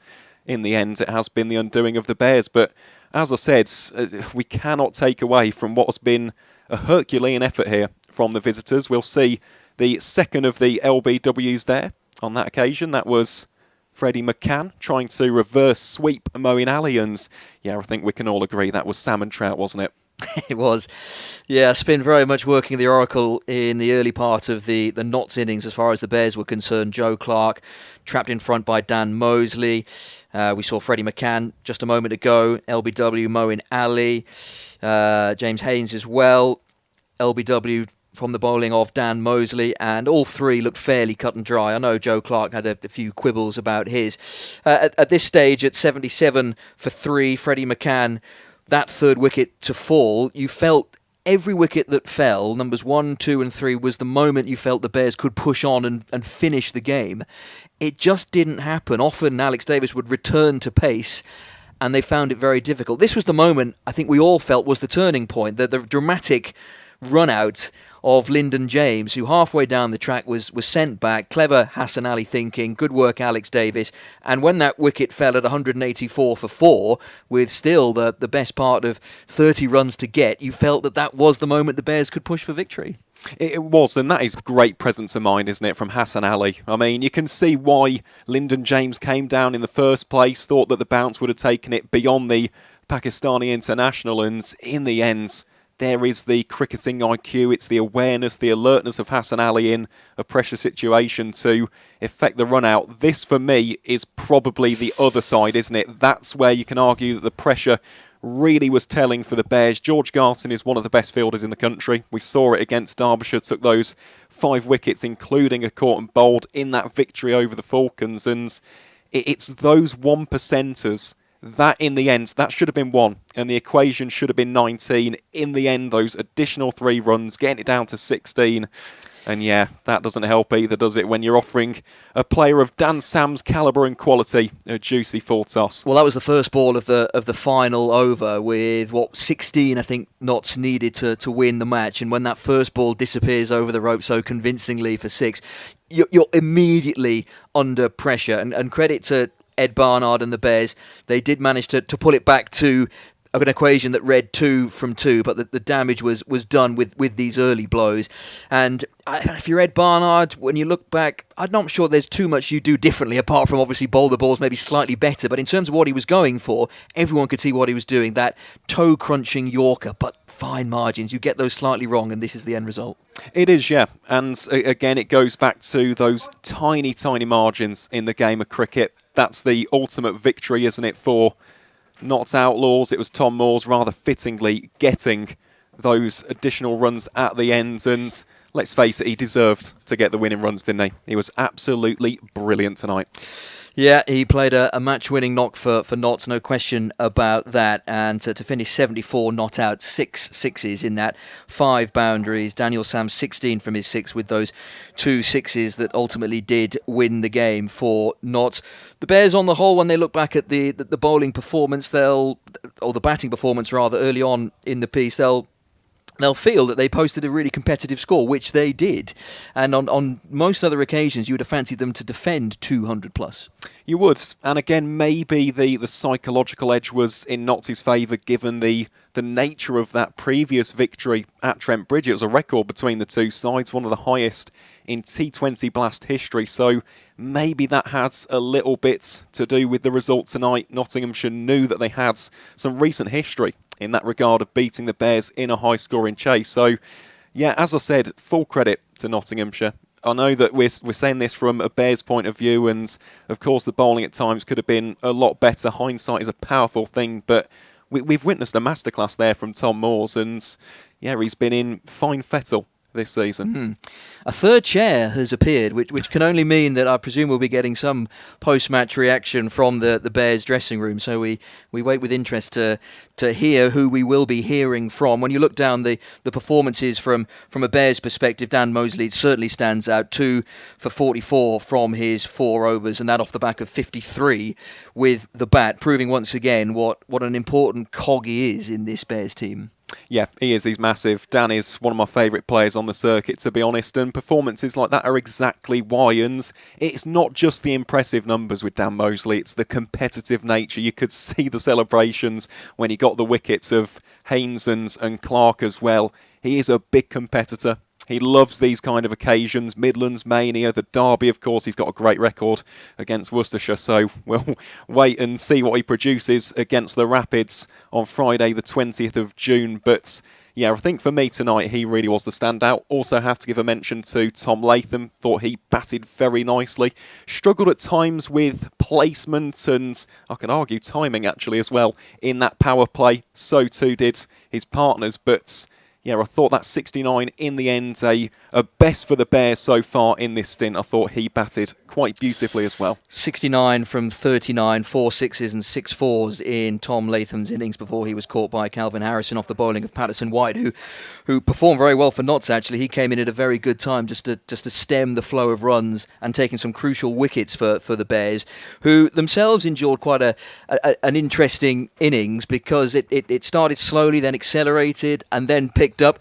Dan Mosley has joined us. Dan, if you can just grab the headset in front of you, we can pop the cans on you, and we can chat to you. Hopefully you can hear everything loud and clear. Well, commiserations first of all. It was a terrific game of cricket to watch. I know emotions are probably still running high, but not the result you were after. But what was it like to play in? Yeah, it was a really good game of cricket. I thought the wicket was very good. I thought the way Morsey played at the end took the game away from us. And yeah, obviously we were disappointed to lose the game of cricket, but it was a good game of cricket for the neutral, I guess. I'm sure you'll look back at it in a bit more detail, but where do you think that got away from you? There's probably a few things. Maybe we could have got a little bit more with the bat. I found up top it was actually quite hard work. Felt there was a lot of bounce in the wicket, which you come to expect in these hybrids, but there's a little bit more bounce than normal. But it was a beautiful wicket once you got in, and that showed the way Freddie McCann with the bat and Morsey at the end actually just came in and struck the ball beautifully. And Lyndon James was his perfect partner for Tom then. And yeah, we probably just a little bit mis-executed a little bit with the ball, which can happen, especially at EdgBLASTon where the outfield's so fast and the wicket's so good. If you miss a little bit, you get punished. And wind was pretty strong towards the Hollies today, and actually made the dimensions pretty even the whole way round, because obviously there's a short side there towards the Grantham shed, but with the wind going that way, it evened it out, to be honest. Yeah, it felt like a game that every time you took a wicket, that you'd maybe go and build on that. There was obviously the run out of Lyndon James late on, and that felt like a key moment. Did it have a feel of a game when you played in it that you were only moments away from really breaking through? Yeah, how I've actually felt was like if we get a wicket, we can build some pressure, but credit to them, every time we took a wicket, the batter coming in put us under pressure straight away. Freddie McCann did exactly that. I think, what did he get, 30 odd off not many balls, but put us under the pump straight away. And yeah, it was one of those games where obviously yesterday we defended 200 in a pretty close game, and last night we got wickets at the right time, then built pressure, whereas tonight we got a wicket and they put the pressure straight back on us, and that's probably where we lost the game. Yeah, I know that it probably doesn't feel like a discussion point for you because you're part of a losing team, but your contribution you must be pleased with. 53 from 40 with the bat, a twofer with the ball. In the role that you play, that is exactly what the Bears want from you.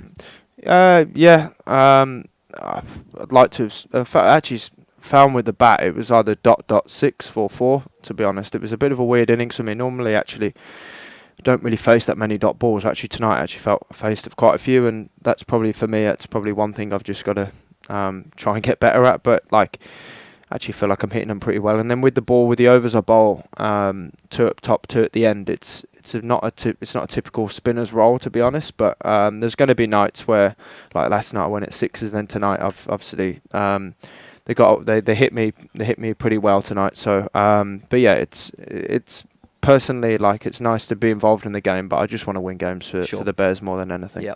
Lastly, Dan, before we let you go, halfway point of the competition for you guys, 12 points from your 7 matches. You're still in the top 4, albeit I'm sure you'd think there are points you've left out there, but you must be fairly satisfied with your campaign to date. I think for us, it's the last 3 years we've ran away with it, really, if I'm being honest, and that doesn't always happen in T20 cricket. T20 cricket, I've just found there's the moments where you feel like you're in the game can be taken away from you. And last year we just kept on winning. To be fair, and so far this season, obviously we've played some really good cricket, but we've still lost. So it's going to actually help us in the long run, I think, because these moments like this we probably haven't had much of in the last few years. So to actually learn from that and actually dust ourselves down and go again, that's all we can really do. And the main thing is to get a quarter-final. Whether you come first or fourth, you still want to get a quarter-final. Of course you want a home quarter-final. Yep. But for us, it's making sure we do qualify, and I truly believe we will, because there's so much talent in that squad, and even boys who aren't playing. they're champing at the bit to actually to get on the pitch. And I think we'll be fine because we're playing some good cricket. Dan, appreciate your time. Thank you very much for joining us live on Bears TV. And that's where we shall leave it there. Not the result that the Bears would have wanted, but a chance to rectify it with the big derby in the coming days when the pairs head to EdgBLASTon. So I hope you can join us for that. The women in action tomorrow, so join us at around 20 to 3 for that. But from all of us here at Bears TV, thanks very much for your company, and we'll see you next time.